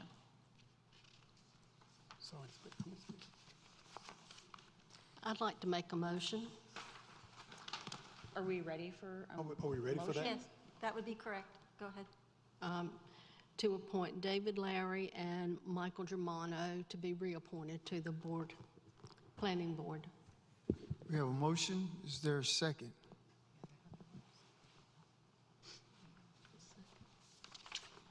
Second. Second. We have a motion and a second. Discussion. Yes. We asked staff to contact East Wake TV to put together a promotional video asking for candidates to apply for the positions that we had open, not just the planning department, but also Parks and Rec and the Board of Adjustment. And to my knowledge, that hasn't been done yet. And I was really hoping that before the next time we were appointing anyone, that we would have had the opportunity to reach out in a more meaningful way to the community to ask for participation. When you say a more meaningful way, Commissioner Baxter, what do you mean? Like by pushing it on our social media, the video or the commercial on our social media? Correct. Being able to get that out more so into the community than just relying on a couple of worded posts that tend to get less traction. Have we, Go ahead, go ahead. no, I was gonna say, have we seen that, like videos, have we done videos for the town? Is that commercials? So have we seen that those get more views or more, traction than worded things? Okay, all right, thank you. Commissioner Laux? Yeah, about a month ago, Wendell put out a beautiful video for all their citizen-appointed boards, including a tree, a board, an appearance committee, and they kind of briefly explained what each one did, and had some drone footage, the importance of it. And I really think we have good people in here, but I'd like to see more applications and maybe do a heavy 30 days out to the community and get more people involved, and possibly even a training session. I know when I first signed up for the Board of Adjustments, I didn't know what I was getting into until I got on the board. And I think a training session for each one of these would be ideal. I like the sound of that, where you get it more out there, because when I did a quick post kind of social media when I caught it, because I as commissioner didn't know that we were about to kind of vote tonight on that as well. Had some citizens hit me up and say, okay, what are we doing? We missed opportunity. I'm like, I'm not sure. We're going to address that tonight, and that's what we're doing now. And I thank you guys for bringing it to attention and kind of figure out how we can move forward and give more citizens the opportunity, if they are, allow those applications to come in. Even if the board's full, they can still apply, so they're kind of in the queue when an opening comes up. So in the event that we do that, and, you know, we get asked them to create the commercial, and if the two board seats that are currently open expire on June 30th, what happens if they expire before we're able, you said 30 days before we're able to do all of the marketing? Do they just sit? We can have a special call meeting if we need to, just for that point of application, just to appoint those two people. I mean, it's just that simple. No, I mean, what will happen if the two gentlemen who are in the seats, if their term expires before we're able to reappoint? They would continue to serve in those roles. Okay, all right, that's what I Until wanted to know. someone is appointed. I didn't want us to have just like two vacant seats for 2 or 3 months. Okay, thank you. Yes, ma'am. So do we need to change the motion in the second? Well, you've got a motion and a second, and you can vote on it. It'll go up or down. Or Commissioner Clark can rescind her motion if she so chooses. I will not rescind my motion. So we have a motion and a second. Any further discussion? The 30-day thing, the 30-day push, I would love to see that. We'll find a way we do that. Well, I just want to make sure we're clear. So are we saying, like, how do we know that they're going to be able to make this video or commercial before? If not even about the video, it wasn't even on social media announced anywhere. So we need to announce it somewhere to the citizens. This was not announced. So it's a key thing that we do, make the city true transparency, and they have true transparency, we announce it somewhere. I took and made a quick Facebook post just to kind of get it out there, but that's not my job as commissioner. As commissioner, it is, but it isn't. It's a town municipality's job to do that. So we need to announce it. Okay, thank you. I don't know where the communications manager hire is, but this would be like an excellent first task, first day, get on it, and see what they can do. Yeah. So you're not saying hold out for the commercial, hold out for... I'm going to announce we're going to at least get it out to the citizens, some way, shape, form, or fashion. That makes sense. On the behalf of the municipality. Thank you. Hey, Commissioner Miles, God. would you like to do a collab if, that's my YouTube streamer high-tech term there, collab, on a short promotional video if East Wake TV cannot get to it? Yes. Okay. No, all we're right. fine. So We're fine. maybe we'll just figure out a little video to push out if East Wake No, can't do I'm it. fully have confidence in staff, that staff can get something out there. I'm No, not I trying to think take that they their stuff, but can, I know too. they can, that's all. But also, I do want to be more of a movie star, so. Any other questions, comments on the motion and a second?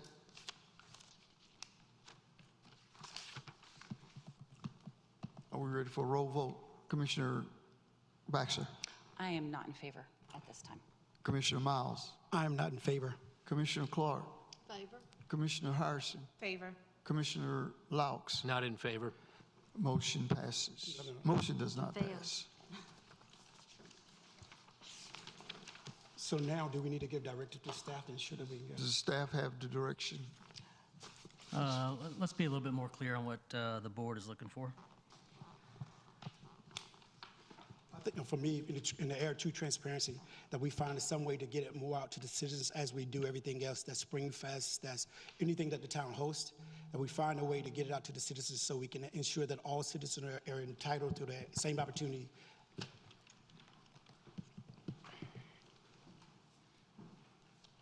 So what's the time frame that we We are just said a looking 30-day to? push, and we're gonna come right back. Everybody's gonna hold their position, currently where they're at. 30 days, we revisit it, and we're gonna vote again and kind of go from there and see if there are more candidates that potentially put the name in the hat. We don't have a regular meeting in July, So at minimum so 30 we have to days. be, I thought that we voted on having a July meeting. I'm asking the question, I'm not. Yeah, I wouldn't mind having that come back to us in July. May I ask a question? Do you want this video done prior to coming back to this board? Yes, that's what they want. Is that the direction? For me, I'd be good just to get it out to the citizens. I don't think we got it, I didn't see it anywhere posted or anywhere listed, or anywhere for the citizen to see it. I didn't see it. I may have missed it, but I pretty much, for me, it's just getting out word shape form, whether it's social media, whether it's out there with ads and something, wherever we normally list that, we get it out there. And maybe you push something out to each one of the HOAs and have them send it out in their newsletter for their neighborhoods. We may get quite a few people just doing that.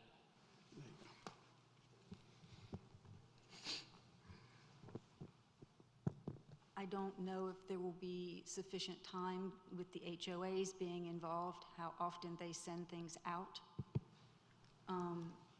So if you would like a video and you want this to really get out to the public, then I would recommend waiting 60 days and doing it in August. That gives us time to do a video with East Wake TV, that we can collaborate with the Planning Department, Parks and Recreation, Pardon, collab. and, you know, and work with them to get something out that's of good quality, and if you really want the exposure, that would be my recommendation as staff, I think is that's to a good wait idea. 60 days and bring this back to you in August. I'm absolutely fine with I think that. that's a good idea. Just to make sure that it is something of the caliber that Wendell put out. I know that sometimes we have to do stopgap measures, but this, you know, doesn't necessarily have to be one. Much to my chagrin, I will step away from making that video. Maybe. You could still be in it. Maybe.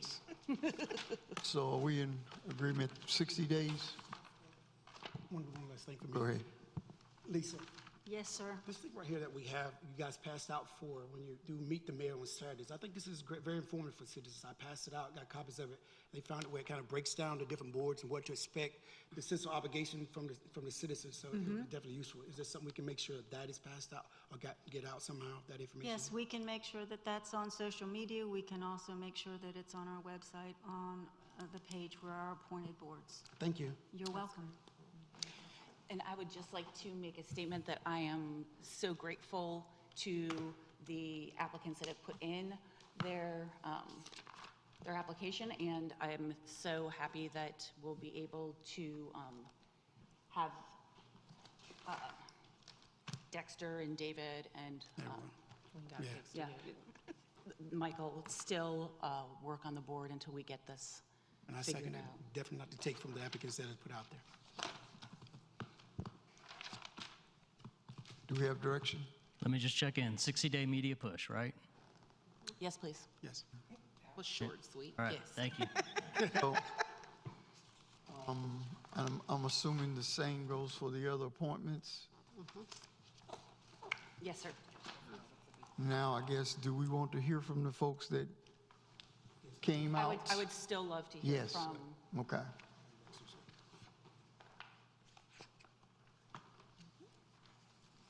From Mr. Privet, if he would like to come up and talk. Yeah, do it. Yes. You are here, sir.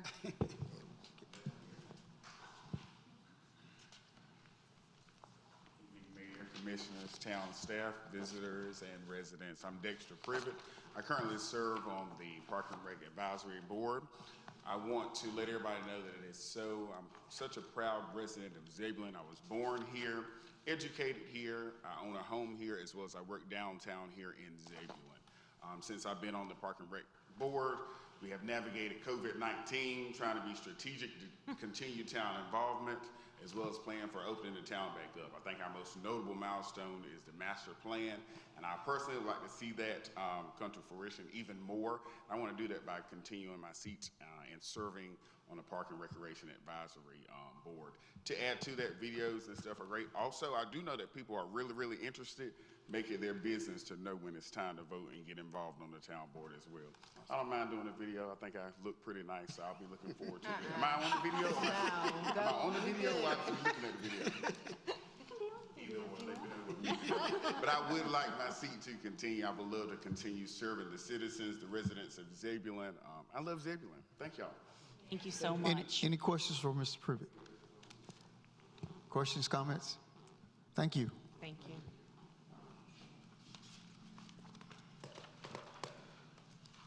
Okay.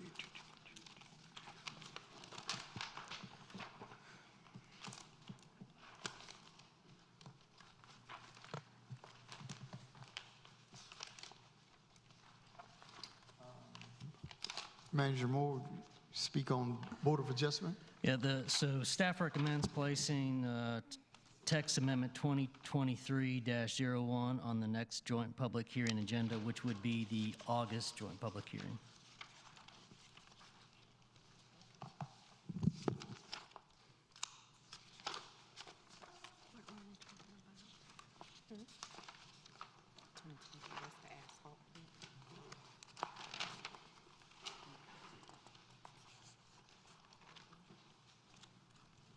Any questions from the board?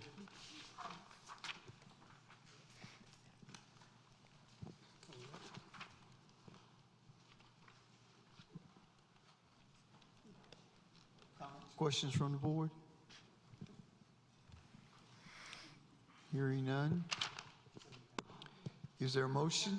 Oh, I have go a ahead. Yes, Go question. ahead. She's So what got- exactly are, we approved the settlement, correct? Is that, we're on 2023-01? No, we're not on, okay, my bad. Moving on. Sorry. Yep, okay, you're coming, okay. Okay, thank you. Yeah. So we're at the point now where we're talking about getting rid of the Board of Adjustments, correct? That's where we're at? Or no? Again, yes. So you guys are? Nope, no I'm not discussion? okay with it. So you guys okay with that? I'm still opposed to that, too. I think the Board of Adjustments needs to stand alone. Okay. So just want to make sure we get a kind of I think consensus that of the it can board. be revisited at some point, but I'm not ready to do that now. Okay, I just want to get a consensus kind of where you guys are at. After the commercial, revisit. What are your thoughts on that, Commissioner Harrison, on the Board of Adjustment? Where do you stand on that, if I may ask? I'm sorry, I can't hear I'm you. talking to Commissioner Harrison. My thoughts, Okay, my go ahead. thoughts on the Board of Adjustment. Correct, yes, ma'am. Well, I do think that it should be a standalone board. However, I do see, it seems like we're not getting any applications for it or getting people involved. So I would like to see what happens after we push the commercial to I like it. let people know to do the big push. So Thank you. that's how I feel. We do have one, don't we, an application? Yeah, you got one on that. Ms. Privet, I think it was. He was unable to attend tonight. But she's part of the department, she's Board of Adjustment, she was Board of Adjustment. Yeah, another point of order or suggestion, could we get educational background or something added to these applications? The closest thing we have is, what are your qualifications? And in some cases, they don't even answer that. Because they don't know what the qualifications are needed. Looking for on the application then? Something about education or background that would help you serve in that role. We do have the question, what are your qualifications? But we have no answers. I've lived here 2 years. I don't know these people, so it doesn't tell me much. All right.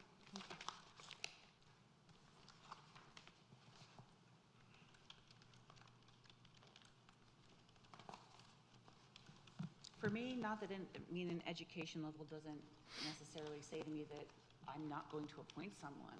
I mean, Yeah. Certainly, there are so many people that contribute in meaningful, important ways in this town, and I don't know most people's education background. Yeah, and we should make sure these are completely filled out. I have one in front of me. They don't tell me if they live in town or the ETJ. Both left blank.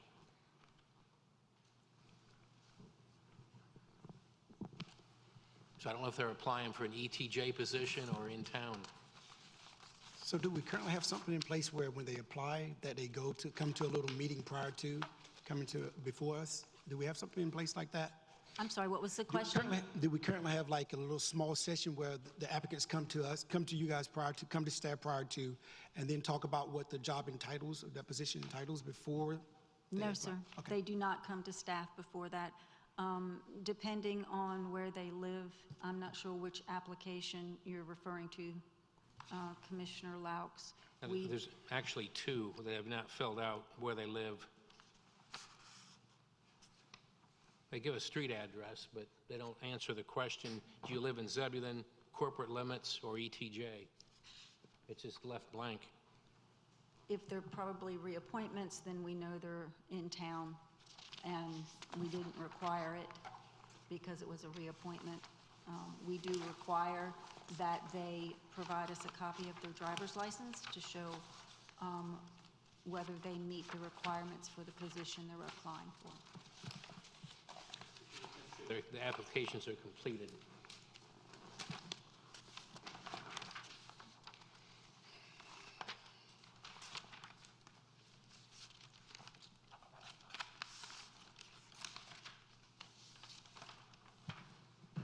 So do we have what we need for the Board of Adjustments? I'm not sure that staff does. So staff's recommendation is to schedule a public hearing, just the public hearing to talk about the text amendment. If the board's not interested in that, then staff needs some direction on what the next steps are. Wait 60 days and see how many applications we get following the video and the training sessions on the roles. Agreed.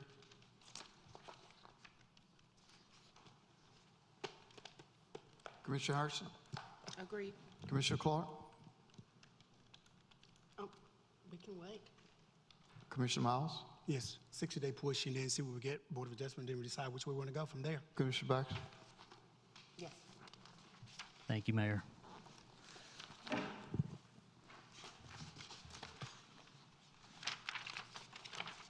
Governing Board and Rules of Procedure.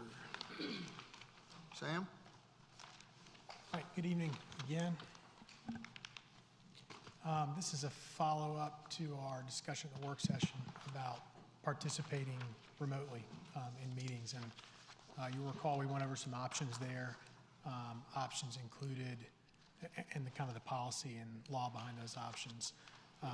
And this group settled on the idea of being able to participate remotely but not vote in a particular meeting or on an issue raised in that meeting. So that's what this is. It will fit into your rules of procedure that are being developed throughout the year. And so the draft is in the staff report, and I'm happy to answer any questions from the board on contents of the draft or otherwise.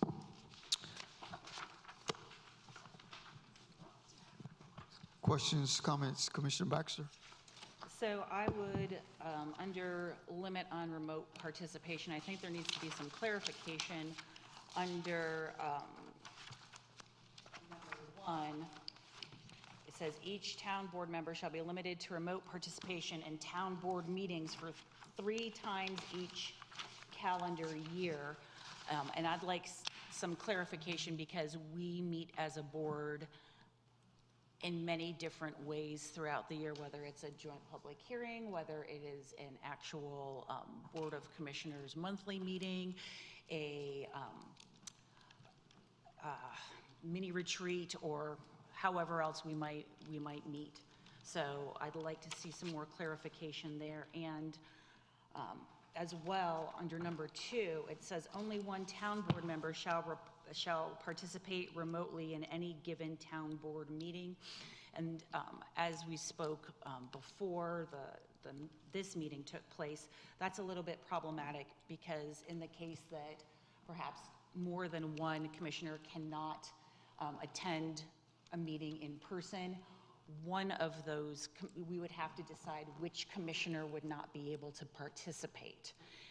Since we would have to have a quorum present in person, I think that saying that 2 town board members can participate remotely is more fair and not problematic, correct?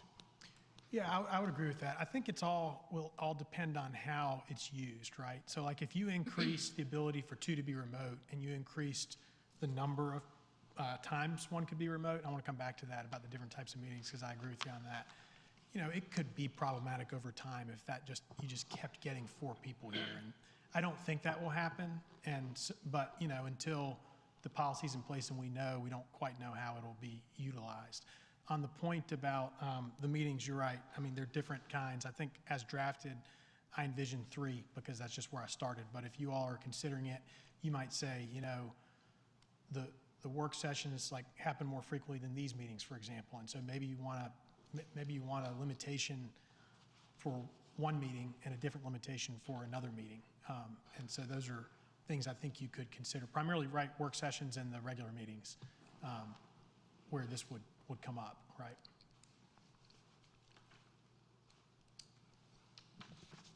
Commissioner Miles? You may have not addressed some of the issues, but I have written down what I'm going to say here. So under section 1, it reads giving notice 11 days prior to the meeting. And even under section 2, where it limits the number of remote meetings to 3 per year. While I understand the well-intent meaning behind these clauses, they do undermine the part of the reason why remote participation will be needed emergencies. And I would like to see these removed. Under section 5, where it limits the amount of time to 2 minutes for remote board participation to reconnect if they disconnect, this seems a little too short, particularly considering our feed cuts out regularly.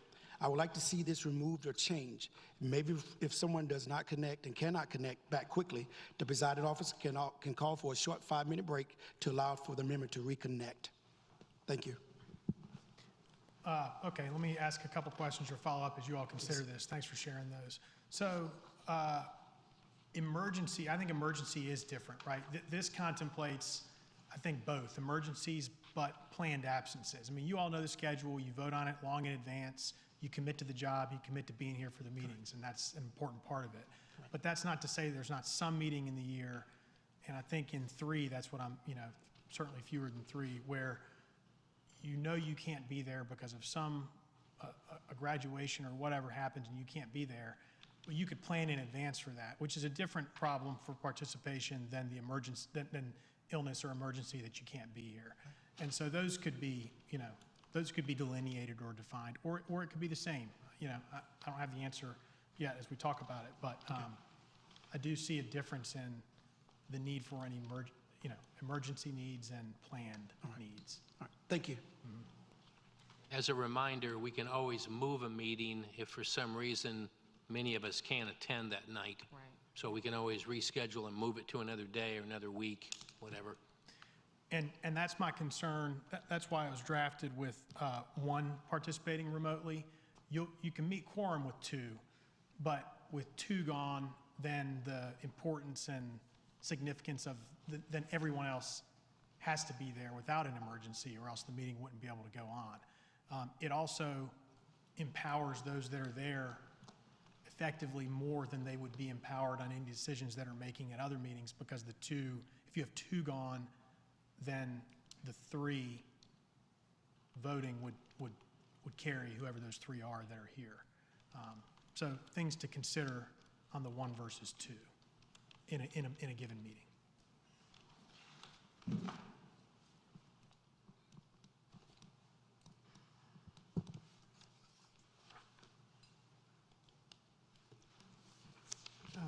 Mr. Mayor, if I may, could I add a thought on that?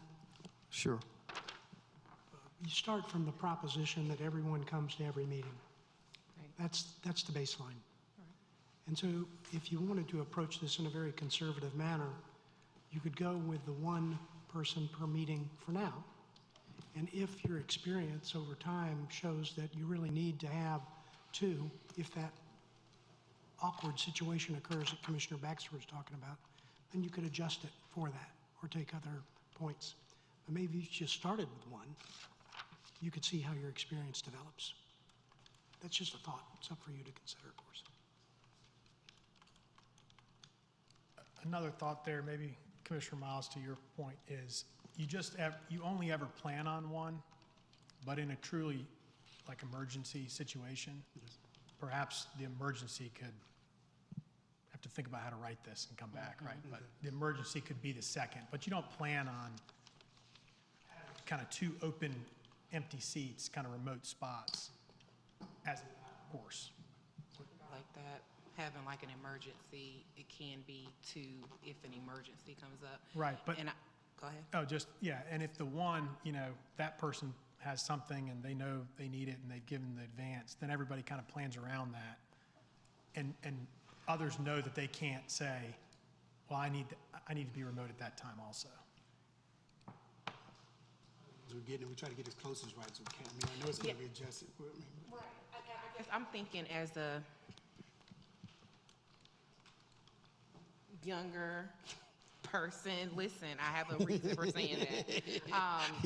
I'm trying not to be over the top, but I'm thinking as someone that I could possibly miss 6 to 8 weeks if I so chose to. You know what I mean? Correct. And so if I were to do that as someone in reproductive years, I would say, Gotcha. That's not something I think has come up. That has been a question. Because you could, you know what I mean? Right. So that's something that I think we definitely should. Let's say we put it in place now. Yeah, for We're sure. looking at, because So one in the, yeah. there we go. Yeah. I like it. Because our average age for population, 35, 40s, we're looking at it. So eventually this board is going to change where it's potentially going to be younger. That's so what if we can get it right now, I think it's going to be beneficial. That's what I'm thinking. Yeah. Thank you.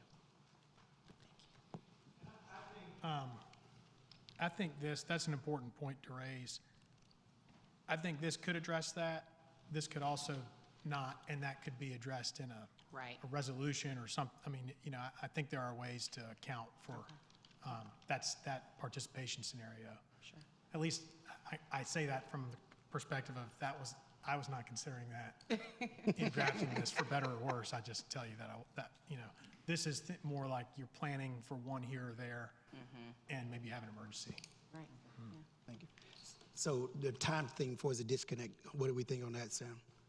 You gave us 2 minutes to reconnect, and then it pretty much is going to cut that person out. And that's fine. That's no magic number. That's just a product of, usually, I say 2 minutes. I mean, that kind of works itself out, you know, in real time, as we've all dealt with on Zoom or phone calls. You kind of wait, you try, someone gets the phone line connected. And I don't think it would be, for the meeting, it would be the technology of you dialing in and not the overall meeting software, right? It would be whatever the participant's connection is, that would drop or not drop. But I mean, it's more a product of meeting flow and how long, but there's no magic number on 2. It could be 3 or 5 or at the mayor's discretion, whatever you think. Thank you.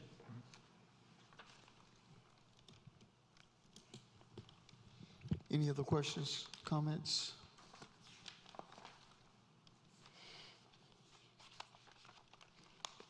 Let me highlight what I've heard and then hear back from you what you think you might do. There's the possibility and question of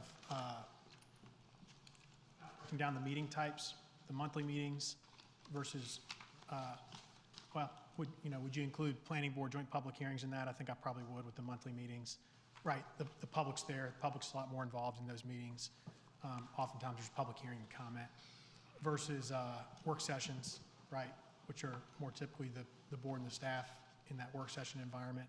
So there's a possibility of, I guess, subdividing those for purposes of the allowed remote participation numbers in a calendar year. And then second one being how many at a meeting. I want to hear what you think, but perhaps the solution there is, you know, the person that puts in notice at least 11 days in advance, that's fine, and that's their spot, and others don't seek that spot once notice is given, unless it's an emergency, and then that emergency need could be a second. Could you remote come seat. back to us with verbiage that has that delineation between emergency and planned? Yeah, that's what I'm asking. Yeah. I would just like to to see follow that. from you all on that. But okay, so division there. Correct. What about the different types of meetings? Is that something you all want to see? Let's treat them all the same for now. Okay, yeah, all right. Same. What about three per year? I personally, you guys are good with that? Limitation, you put yourself on that? I mean, I think so. I mean, we vote on, we pass the calendar. We have our dates. I think 3 is fair. Yeah. I think 3 is fair. And you know, like we've talked about a lot, you're building your procedure manual here. I do think this one will shake out as you guys do it, right? I mean, and again, like Eric said, and we talked about at the beginning, you're all going to be here. You're all here anyway. I think you're going to be here, and you don't want to. I think the policy is trying to protect that and not get to a point where there's 2 empty seats too many times, right? And none of you all want that either. So, okay. And can we just maybe bump up the time to 3 minutes? 3 minutes, that's easy.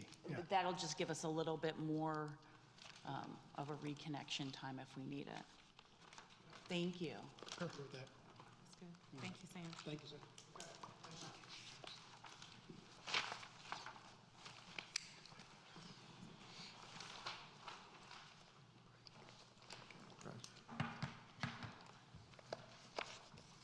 Before we move forward, 5-minute recess.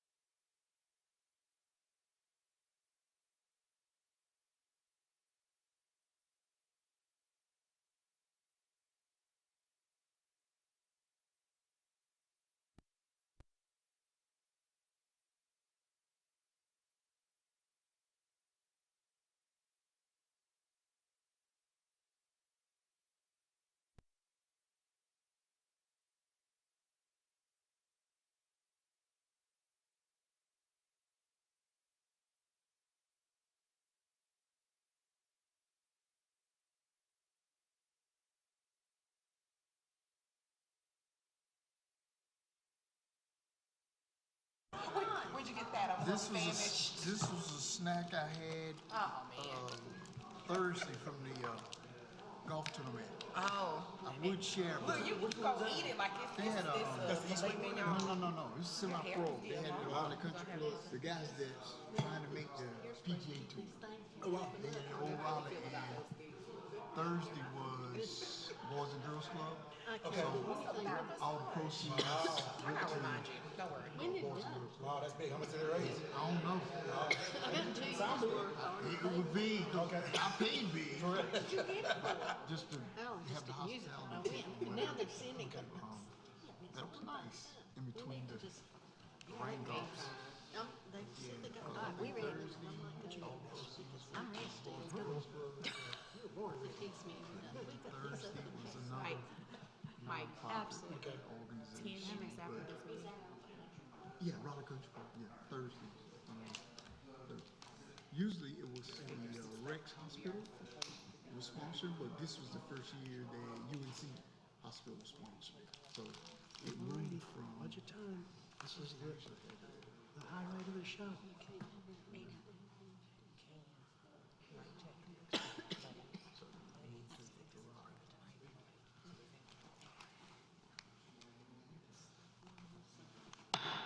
reconvene. Manager Moore. The board scheduled a budget public hearing on June 5th, 2023, and upon its conclusion has satisfied all statutory requirements to adopt the FY 2023-2024 budget ordinance. The discussion before the board is the board may adopt the budget ordinance as submitted, modify the budget ordinance, or table the discussion until a meeting on or before June 30th. Staff recommends adoption of ordinance 2023-48.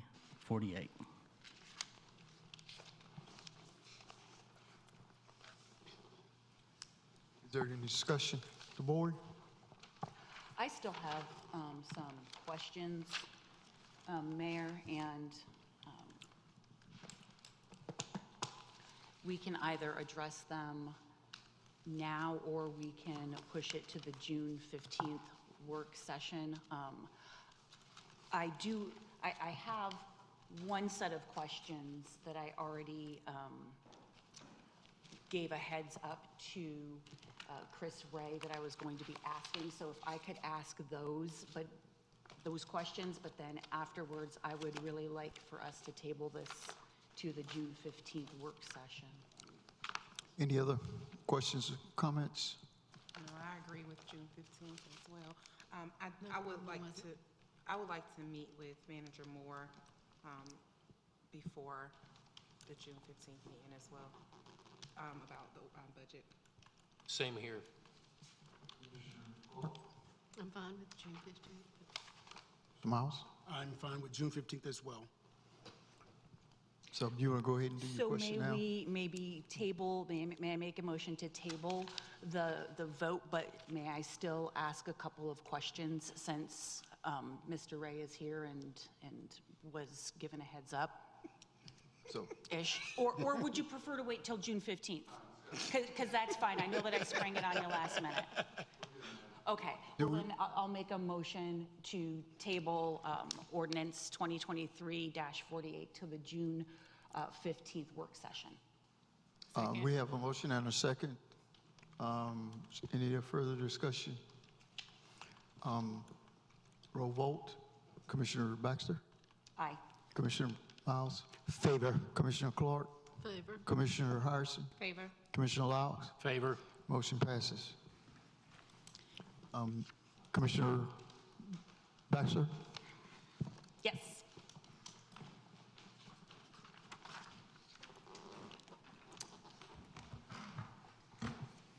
Good evening, Mayor, members of the board.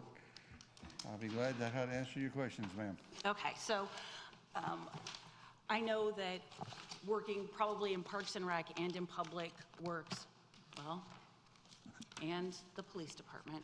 All right, you guys all have overtime, but can you help me understand the amount of overtime that you had last year, and then Actually, just go ahead and answer that, and then I'll Okay. ask my other questions. I do have some context for you for the first quarter of this year. I'll have to get back with you in regards for the full year. That's fine. And clearly, I will tell you, when you asked for that, I did call one of my staff, and clearly they're on top of that, who tracked that stuff for me.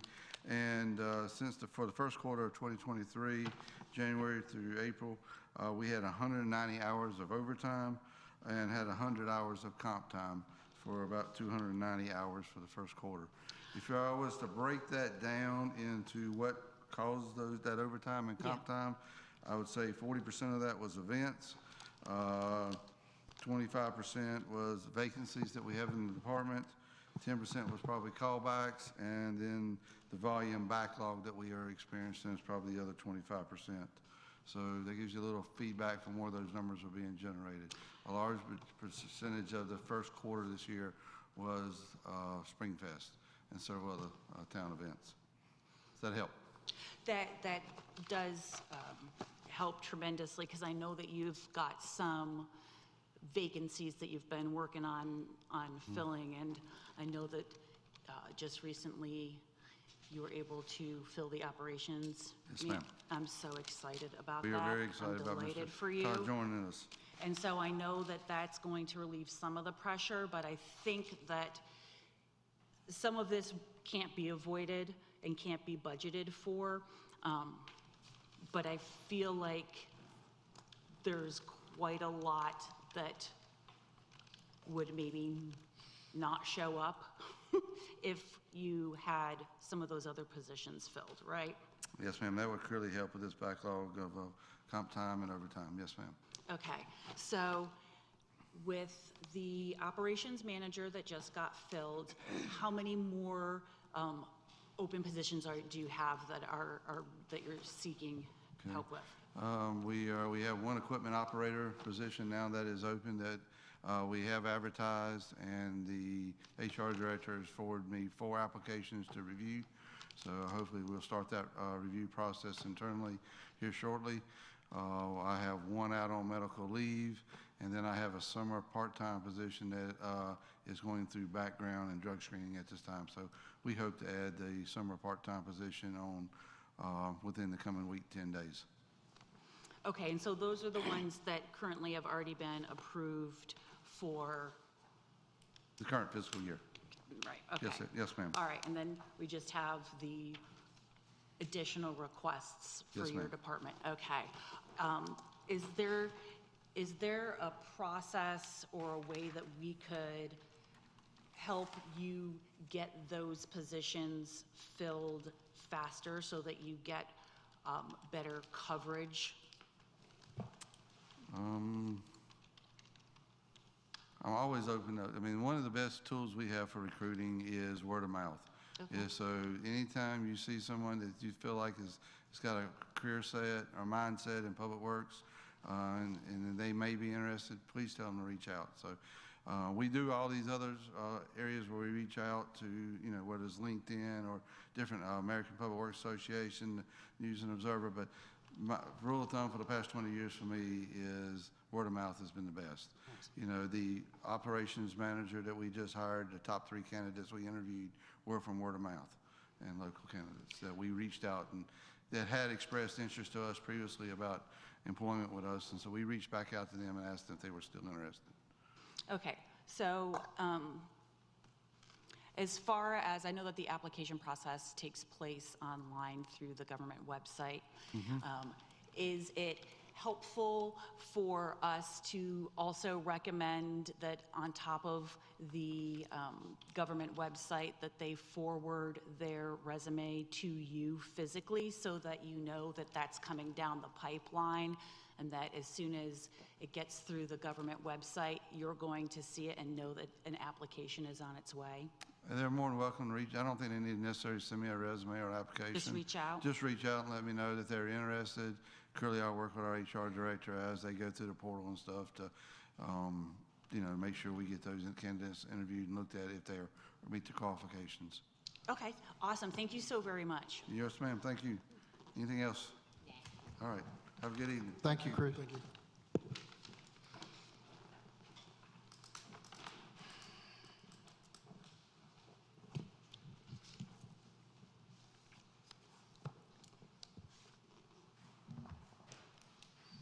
Other items that were pulled from consent. I think the first one was Jasper's Place. No, sir, the first one would be Resolution 2023-28, appointment of the tax collector. House? Okay. I'll wait till he comes up. Just one quick question here. What would the cost be to do this in-house, and why would the town not want to do this in-house? I would estimate it'd be 5 to 10 times as much as it costs us right now. We'd have to hire a whole bunch of people, get some software, because we have no capability to do that. Can you give me a number? I would say it'd be at least 5 times what it costs us right now. So you have a total, can you give me a total? I mean, I know 5 times, I think it was. I'd probably say it might be 400,000 to 500,000. 400,000 to 500,000? Minimum. Okay. That was my only question. Thank you. And they do an excellent job. So billing basically and just the collecting. oh, sorry about that. Go ahead, please. They do an excellent job billing and collecting, following up on delinquent bills and things like that, and excellent collection rate. I mean, for us to collect at that rate, we'd probably need a staff of 10 people. Okay. All right. Thank you.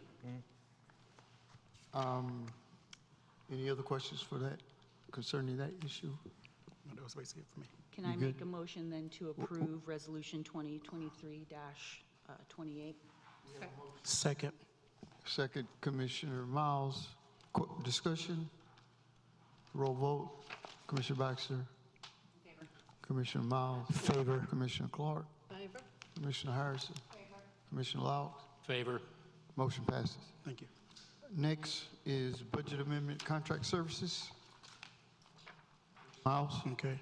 According to this report, we used the Network South team successfully for years for everything. At some point, switched to an in-house IT specialist for day-to-day needs. And from this report, it seems that the staff and the town are pleased with both in-house and contract ways of providing IT services. So 2 quick questions. What constitutes the day-to-day needs? What is the cost difference of having in-house IT and contract IT? I'm not sure I'm posing this question to, but. That would be me. Okay. The day-to-day needs deal with everything from ordering computers, setting up computers, to looking at the network, looking at security, working with Wake County, everything that comes from I can't access the internet to Wi-Fi's not working, whatever that may be. And that's just a really short list. Okay. So that is day-to-day. What was the second question? What is the cost difference of having in-house IT and contract IT? Is that kind of, you can give me kind of a ballpark figure of the cost analysis between the staff, having someone on staff as well as working through Network South, say, continuously? All right, Network South, to do the day-to-day, being here 1 day a week on site, is roughly $7,600 a month. And we were paying, and that doesn't count when they have to come back out. So let's say they're working with Wake County, they have to set up computers, whatever it may be. That's going to be an additional charge on top of that. And I want to say it's $185 an hour if they have to do that, but don't hold me to that because I'm thinking off the top of my head on that one. And then you've got after-hours cost as well, which are normally double or triple, just depending, especially when you're dealing with fire and police. So what You else? would, you know, if police officer can't access, police officer can't access. So Okay. you've got to have someone available. And then you've got your cost of salary, retirement, and all of that. And I can't give you that number because I don't know. Okay. So currently with, again, I'm using terminology, Ron, which was in an IT position. So he was on call with the police and fire as well. Am I to understand that as well, from what I'm Correct. gathering? Yeah. Yes. Okay. They called him many times over the weekend. All right. Thank you. You're welcome. That is it for that one, sir. Questions concerning the issue? We need a motion. No, go ahead. I don't have it. So I'd like to move to approve ordinance 2023-46. Motion. Second. Second. Commissioner Miles? Favor. Oh. Oh. Hey, I read it, that's right. Questions? Roll vote. Commissioner Laux? In favor? Commissioner Harrison? Favor. Commissioner Baxter? Favor. Commissioner Clark? Favor. Commissioner Miles? Motion passes. Next was Jasper Place infrastructure acceptance. Commissioner Miles? Okay.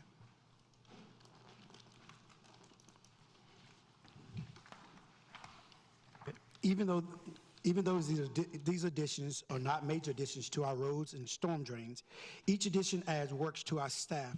So could you, Chris, explain the impact this will have on the workload of your staff? Yes, sir. Let me probably talk to you a little bit more broader than just, I guess, Barrington or Jasper Place. Clearly, as we add roadways and storm drainage, we're adding infrastructure for our staff to inspect, repair, clean, and maintain. So that's a heavy burden on our departments. In addition, it's not that, as we get roads, there are street signs that go down occasionally. We had a couple go down over this past weekend. There's right-of-way repairs, there's sidewalks, roadways. So it encompasses more than just stormwater cleaning. It's the roads, it's the more miles of street sweeping, more miles for sidewalks to repair, roads to repair. And then we also got to look at the front-end cost, or not cost, time commitment in reviewing these subdivision plans and stuff, and actually pulling these reports and stuff together. That's where we're looking for that construction plan reviewer to help with us in regards to making sure those plans meet your specifications from our standards, or meet DOTs, or meet our UDO. And also on the back end, as we prepare this reports and stuff, I will promise you these reports, you might even notice that some of the dates started coming in December. So we're tracking this information from 10 or 12 subdivisions coming in. We also are having a look at the bonding information. Bonds expire, they automatically renew, but some are expiring or some are being adjusted. So we're kind of constantly managing those pieces. We're also updating our 811 system. There's a portal that we participate in that every time we had a Jasper Place, we had a Barrington, we're having to include that area for our areas for our line locators to locate. So every time new AT&T goes into a Barrington or somewhere else, there's more line locates we're having to generate and do. So we feel like the construction plan reviewer would be a very vital piece. We're addressing some on the infrastructure and maintenance. We also need to look at the front end. It's kind of similar to planning and looking at the front end of plans when they come in, and the burden that the planning department is looking at. So we would ask for and feel like there's a need for that front end person on construction plan review and encroachment agreements. Okay. So it's definitely having an impact on your staff. Absolutely. Every time we add a street, add a mile, there is an impact, even though it may be small. But, and for example, we may only require to inspect 10% of that subdivision each year, but the cumulative effect is what's getting us. It's not one Jasper, it's not one phase of Barrington. It's the cumulative effect of 12 subdivisions and multiple phases going on at a time. And that cumulative effect it takes a commitment and staff to be able to manage that and maintain that for you. Thank you. I'd just like to commend you and your staff for continuing to keep it up. We're looking out. We'll see what we can do. Thank you. Thank you. Any other questions, comments concerning the resolution? We need a motion. I move to approve Resolution 2023-30. We have a motion. We need a second. Second. Commissioner Laux, thank you. Discussion? Roll vote. Commissioner Laux? Favor? Commissioner Harrison? Favor. Commissioner Clark? Favor. Commissioner Miles? Favor. Commissioner Baxter? Favor. Motion passes. Thank you. Next, Barrington Phase 2. Pretty much that was it for me. That was the same question. Just wanted to understand the impact that you guys are, like I said, there again, your staff is being required, asking to do more with It's a cumulative. It's not one subdivision. It's not one phase. It's the cumulative effect of subdivisions over the last several years. And as we continue to add them, we're going to have to continue to meet that need of that infrastructure maintenance and investment. This infrastructure is worth millions of dollars, tens of millions of dollars, and your roadways are going up quickly. And so just like your home, the bigger your home is, the more maintenance it takes. This is the same way. All right. Thank you for sharing that, Chris. Yes, sir. Thank you for the question. Yes, sir. Any other questions concerning the resolution? I just think it's important for us to recognize that just like there's going to be increased needs from Parks and Rec for additional programming as our community grows, there's going to be a pressure on Public Works and Fire and the Police Department to be appropriately staffed to be able to take care of the community the way it needs to be. Thank you so much. Can I make a motion to approve Resolution 2023-31? We have a motion. Do we need a second? Second. Thank you, Commissioner Miles. Any further discussion? Roll vote, Commissioner Baxter. Yes, approve. Commissioner Miles. Favor. Commissioner Clark. Favor. Commissioner Harrison. Commissioner Laux. Favor. Motion passes. Thank you, guys.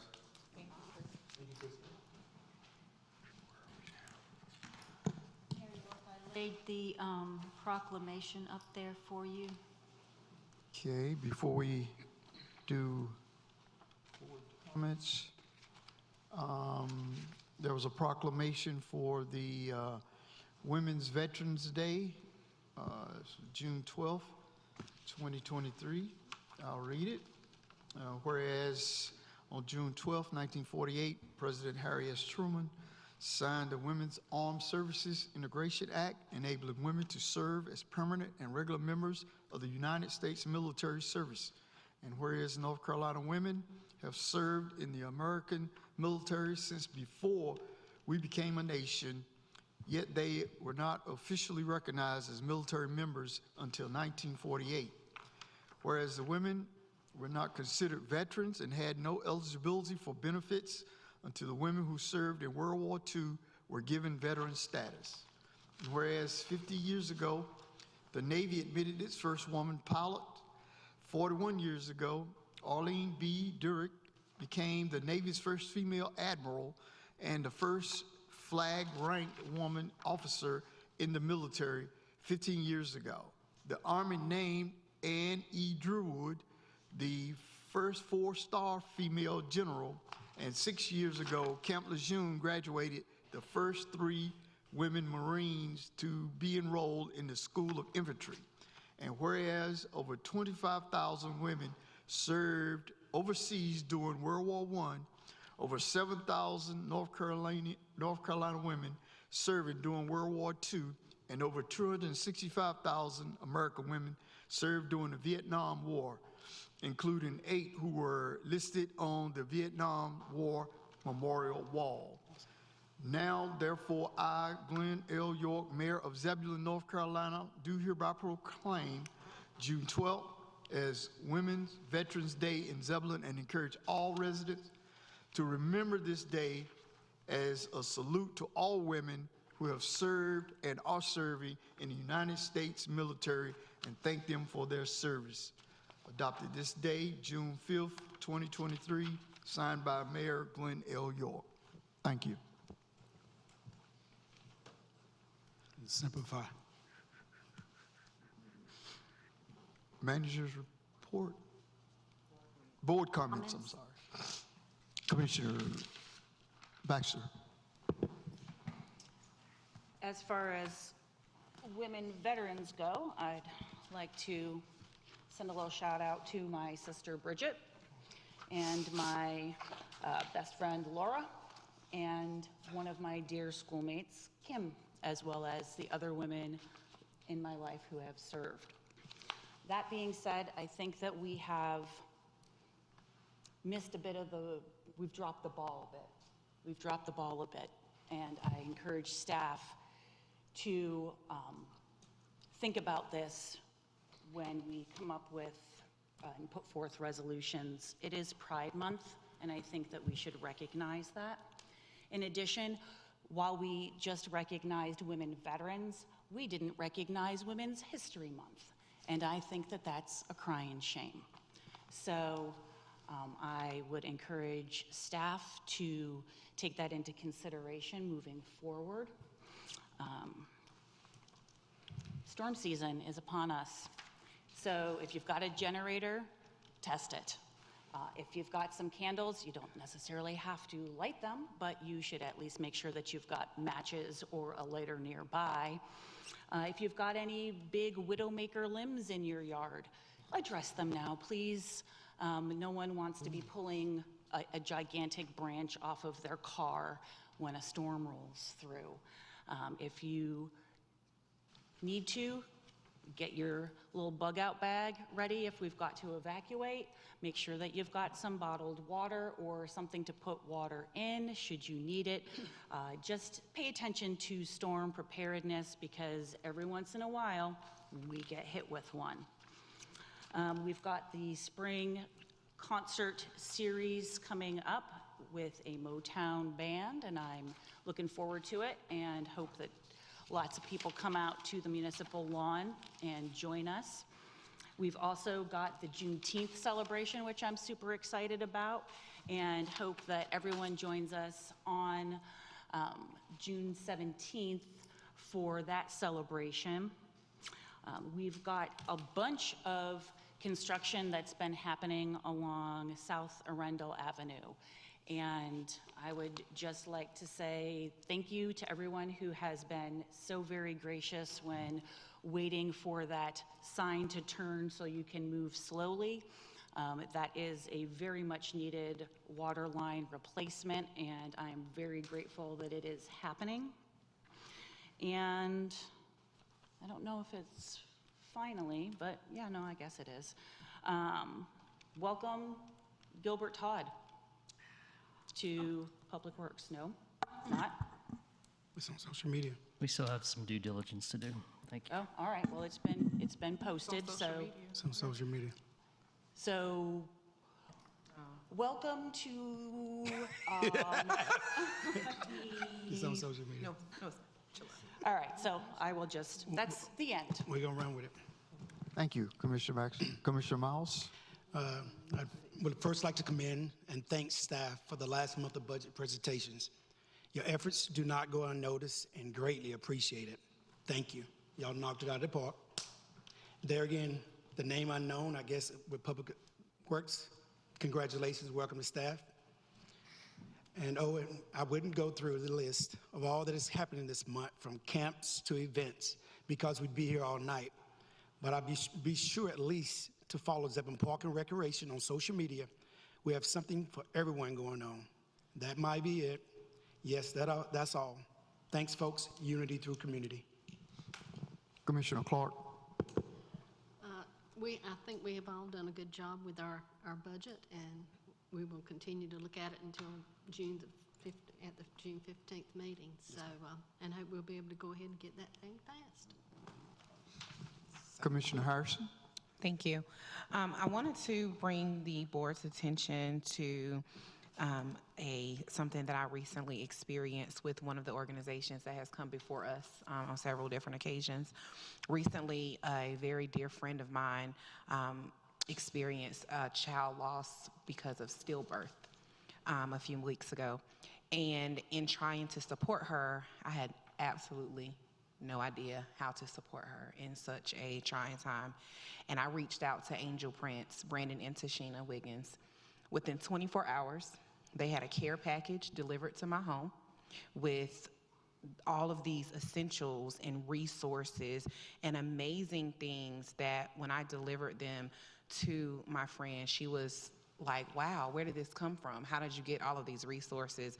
And I told her about Angel Prince. And so I just wanted to give them special recognition for their work in the community and for the work that they are doing to support people and those of us that don't know what to do in these trying times. I know that they've come before us a few times, and we want them to continue to do their work, but I wanted to let the board know that they are doing great work, and I experienced it firsthand. Also wanted to mention to our Parks and Rec Director, Sheila, that I've recently had an experience with a flag football team out of Roseville. I know that we have a lot of conversations about our football team, Zebulon football team here. And while this may not be the answer to the football team and having football here in Zebulon, the organization that was running this program that we played in was amazing. Very well organized, very professional. I've never experienced so much camaraderie amongst teams and coaches, and I want to be sure to pass the information off to you so that we could maybe look at something like that as an alternative to football in Zebulon. And that is it. Thank you. Commissioner Laux. Thank you. Two quick comments. We did receive some public comments regarding the budget tonight by email, but they were received after the magical 3 o'clock deadline, so they will be read at the work session on June 15th. And as a reminder to the public, if you want to come to the meeting and speak, you have to do it 10 minutes before we start. So a 6 o'clock meeting, you need to be here by 5:50, but we do encourage your input. And if you have any budget questions, I really encourage you to reach out and talk to the commissioners, because we are really trying to understand this budget as well as staff. And along with that, I want to thank the staff. We've spent umpteen hours going over the budget, and I know we haven't even approached the time that department heads have put in this for the last 6 months. It's the most important task we have, is trying to figure out how to spend our $22 million plus in taxpayer dollars each year. That decides what gets done and what doesn't get done. So we really encourage input from citizens, and reach out if you have questions. That's it. Thank you. Thank you. I would also like to show my appreciation for the staff for all the efforts they put into this budget. I know it's not an easy process, and it's much appreciated. I also like to thank Commissioner Clark and Commissioner Harrison for going with me to East Wake High School Academy graduation. It's always good for someone from the town to show up at those events. The next one will be East Wake High School. If you, Commissioner Miles says the 14th at the Raleigh Convention Center. So if you need any more information, just reach out. I think it's at 4 o'clock. Yes, and they want you to be there at 3:30. Yeah. And I think everyone else has expressed some of the same things I wanted to express. I know Commissioner Baxter had some thoughts about some resolutions. Any resolutions at any time, just even if the staff doesn't have them, you can always come to me and we can draft something for resolution. Excellent. Not a problem. And with that, manager's report. Thank you, Mayor. I'll recognize Planning Director Michael Clark to give you a development update. And then after that, Human Resource Director Lisa Markland will give you a personnel update. And then finally, Finance Director Bobby Fitz has some budget transfers to make you aware of.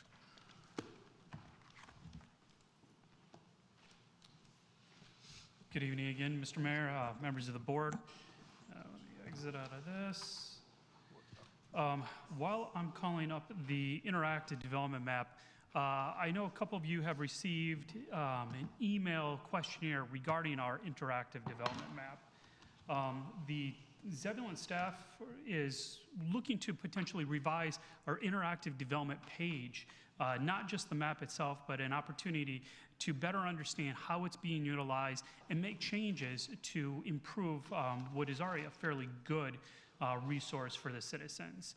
Right now, we've contacted a wide range of folks to kind of get the base levels, and from that, we're going to fine-tune the questions, possibly put together some examples, and send it out to a much broader array of the community, and then eventually the entire community will have an opportunity.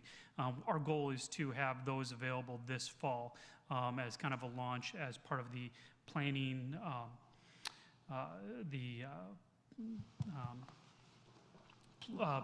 Citizens Planning Academy. I apologize, it's been a long evening. In terms of development updates, there was a couple new projects First and foremost, this project has officially submitted their TI and their conditional rezoning. We anticipate, or again, completed the reviews. We anticipate this will be coming before you in August for your joint public hearing. It is a convenience store plus gas station that has some truck fueling stations. We're anticipating additional revisions, potentially with discussions, but this has gone through several iterations of technical review committee and will be moving forward. Other projects is, I know a couple of you, it's not on the interactive development map, but a couple of you have met with an applicant requesting a text amendment to include RV parks as allowed within planned developments. They have also submitted and will be coming before you in August, or in August for the joint public hearing. In terms of recently resubmitted developments, the Phase-In Tract, which is adjacent to the Ammons development in Wendell, they have resubmitted. This just happened last week, so we haven't gone through full comprehensive review with our technical review committee, but we'll be doing so. They will be requiring planned development rezoning, so this is a case that'll be coming before you this fall for joint public hearing, and then planning board recommendation, and then board decision. Other projects, that one was discussed. The Walpurdy Tract, we've been in contact with the developer, and they will be, they have reached out to the property owner, and they have not come to terms yet with the property owner, but they still wish to come before you. We anticipate that coming in August for a potential decision, unless the applicant decides to reschedule. Adam Culpepper, our senior planner, will be presenting that, as I'll be unable to attend that meeting. One project which, yes, okay, it did get put on here, is the Zebulon Animal Hospital. They're looking to do a conditional rezoning of this parcel here. They're looking to relocate from their existing location at Pierce's and Arundel, on that tract that was partially owned by Parrish Realty. They're looking to redevelop this site, full new structure, and part of that's going to require a conditional rezoning because it's currently zoned residential. And that's the Hicks property? I believe that's correct. That's at the corner, which one, Green Pace and? Green Pace and Arundel. And as always, if you have any questions, if you want a sneak peek of what this is, it's a legislative case, so you can do this. It's completely fine. You can always click on view, and it'll bring up the application, site plan.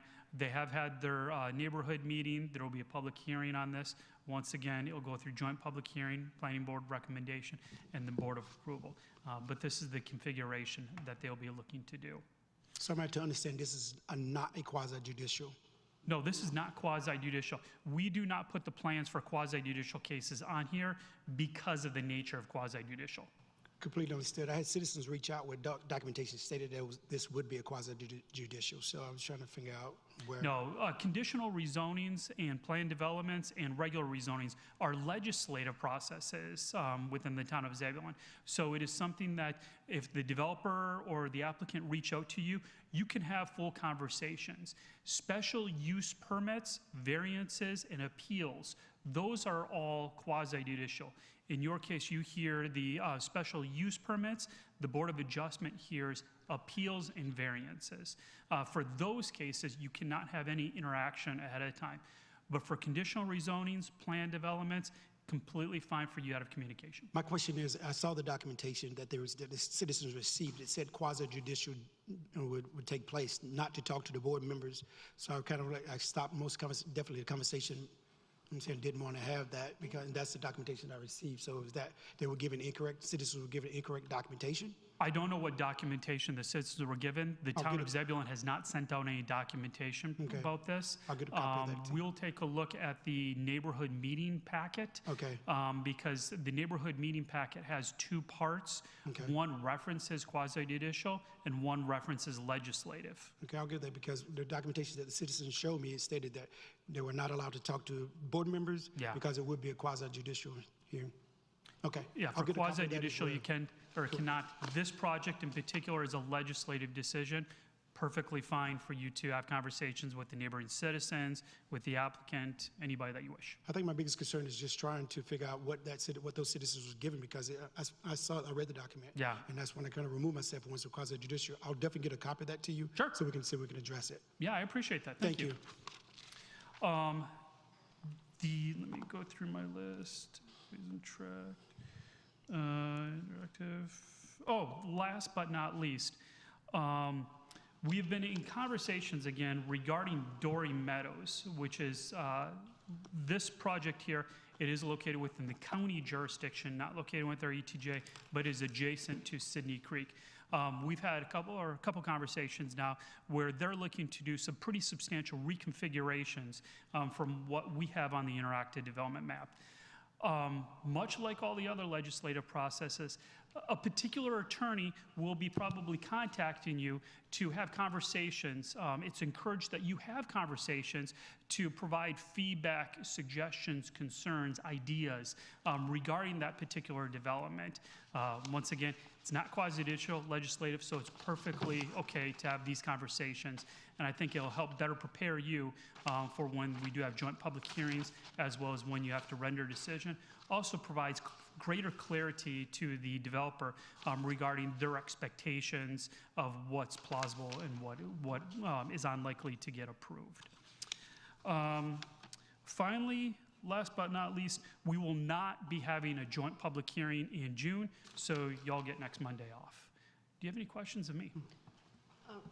What is the status of Wakeland Mills? We're still working through those details. We've been in contact with the applicant's attorney and discussing the options.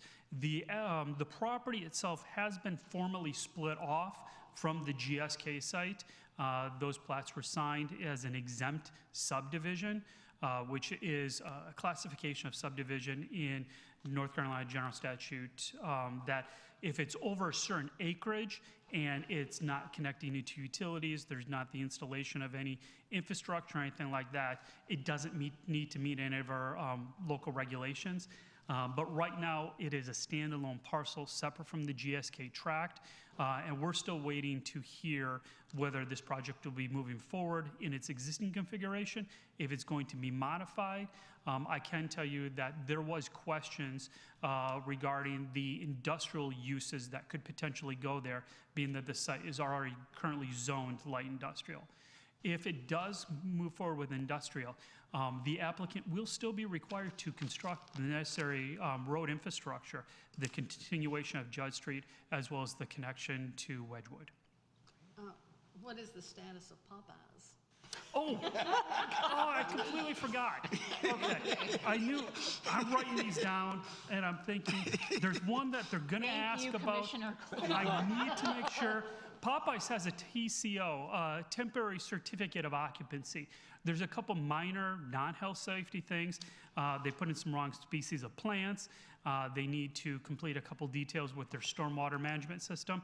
But the building is occupiable, and they're right now doing staff training, staff interviews.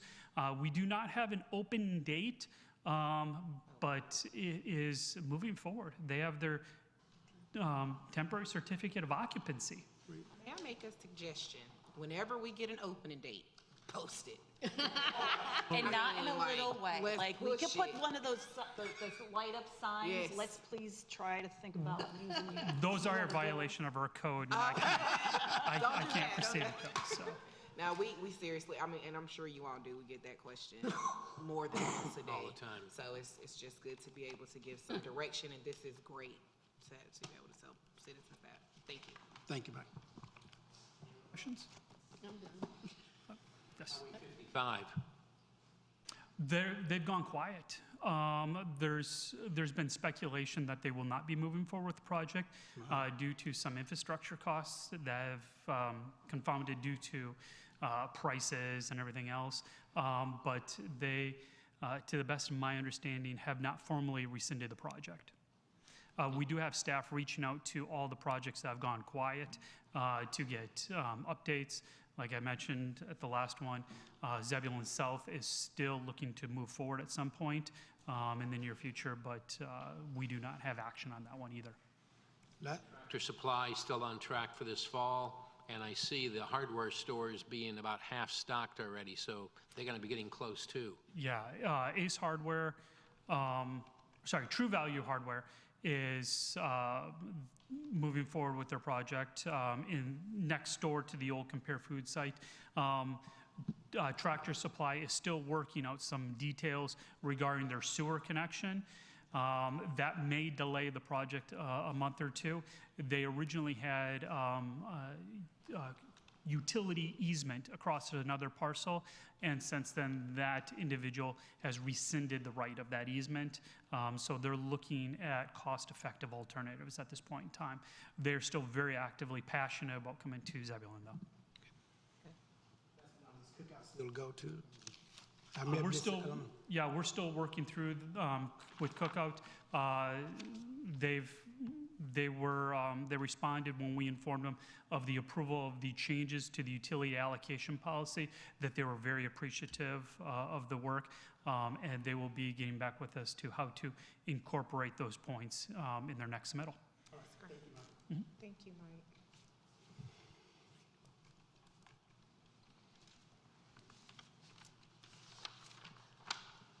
All right, so we have been very busy with positions and applications.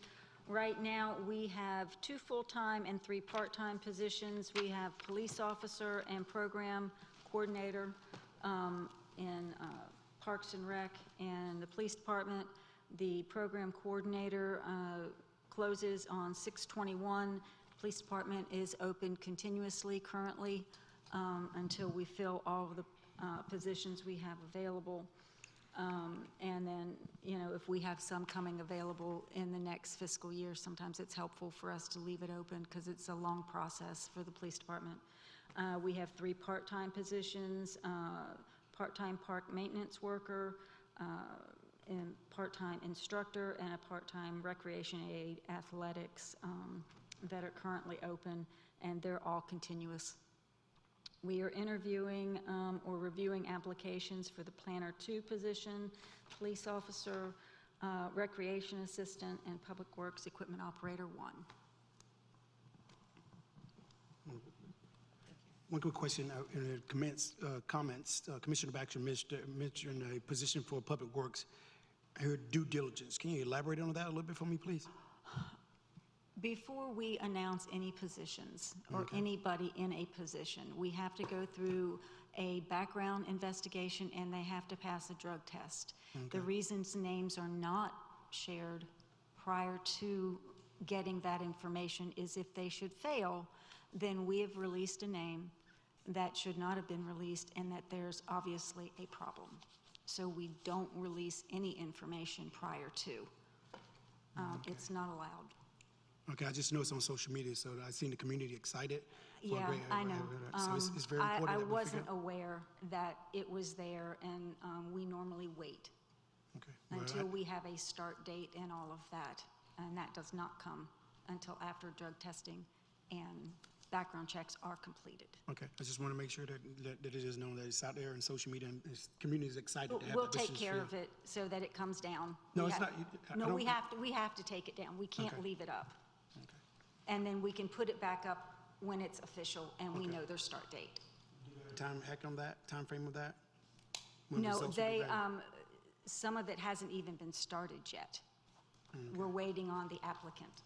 Okay, all right, thank you.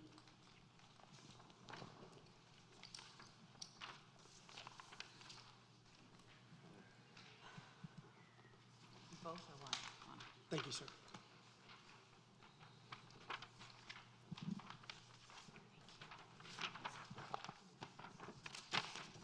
Thanks, Robbie.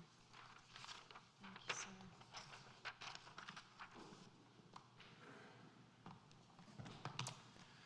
All right, just need to report these transfers I just handed out real quick. In governing board, moved $1,500 from materials and supplies to travel and training. And finance moved 6,000 from salaries to retiree insurance, and moved 1,000 from travel and training to contract services, Wake County tax collection. Administration moved 2,500 from retirement to advertising. In property and project management moved 3,500 from salaries to professional services. And public works operations moved 3,000 from salaries to fuel. And moved 1,500 from insurance and bonds to professional services. And in parks and recreation moved 3,300 from community center programs, 2,500 of that to summer camps, and 800 to salaries overtime. Moved 350 from computers, 150 of that to cemetery landscape, and the other 200 to park landscape. Moved 1,500 from equipment maintenance to grounds maintenance, and finally moved 500 from team uniforms to athletics. Thank you.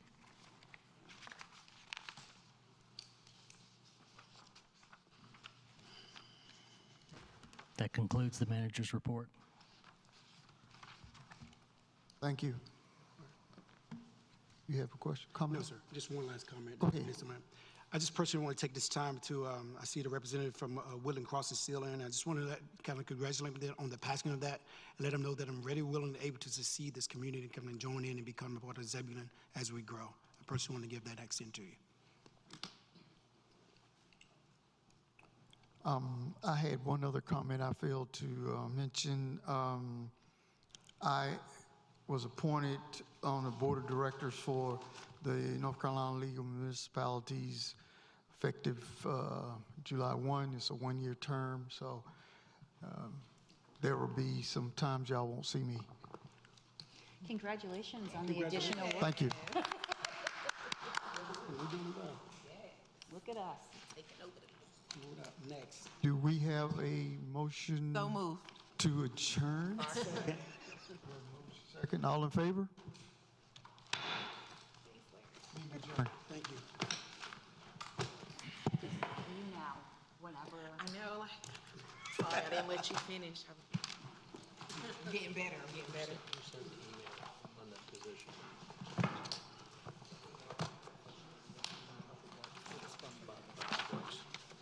My wife told me about it as I was walking out the door. I'm sure it was, They were I'm excited. an admin and they were excited. I got They no just problem didn't with know. You know, things happen. They did, the staff didn't come up with that one that I.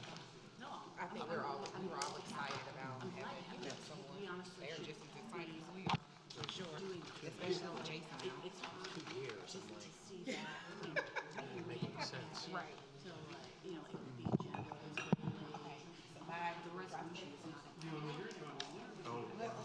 Well, yeah, you saw me looking. I know, it wasn't in mine. It So, wasn't. like, I didn't even know till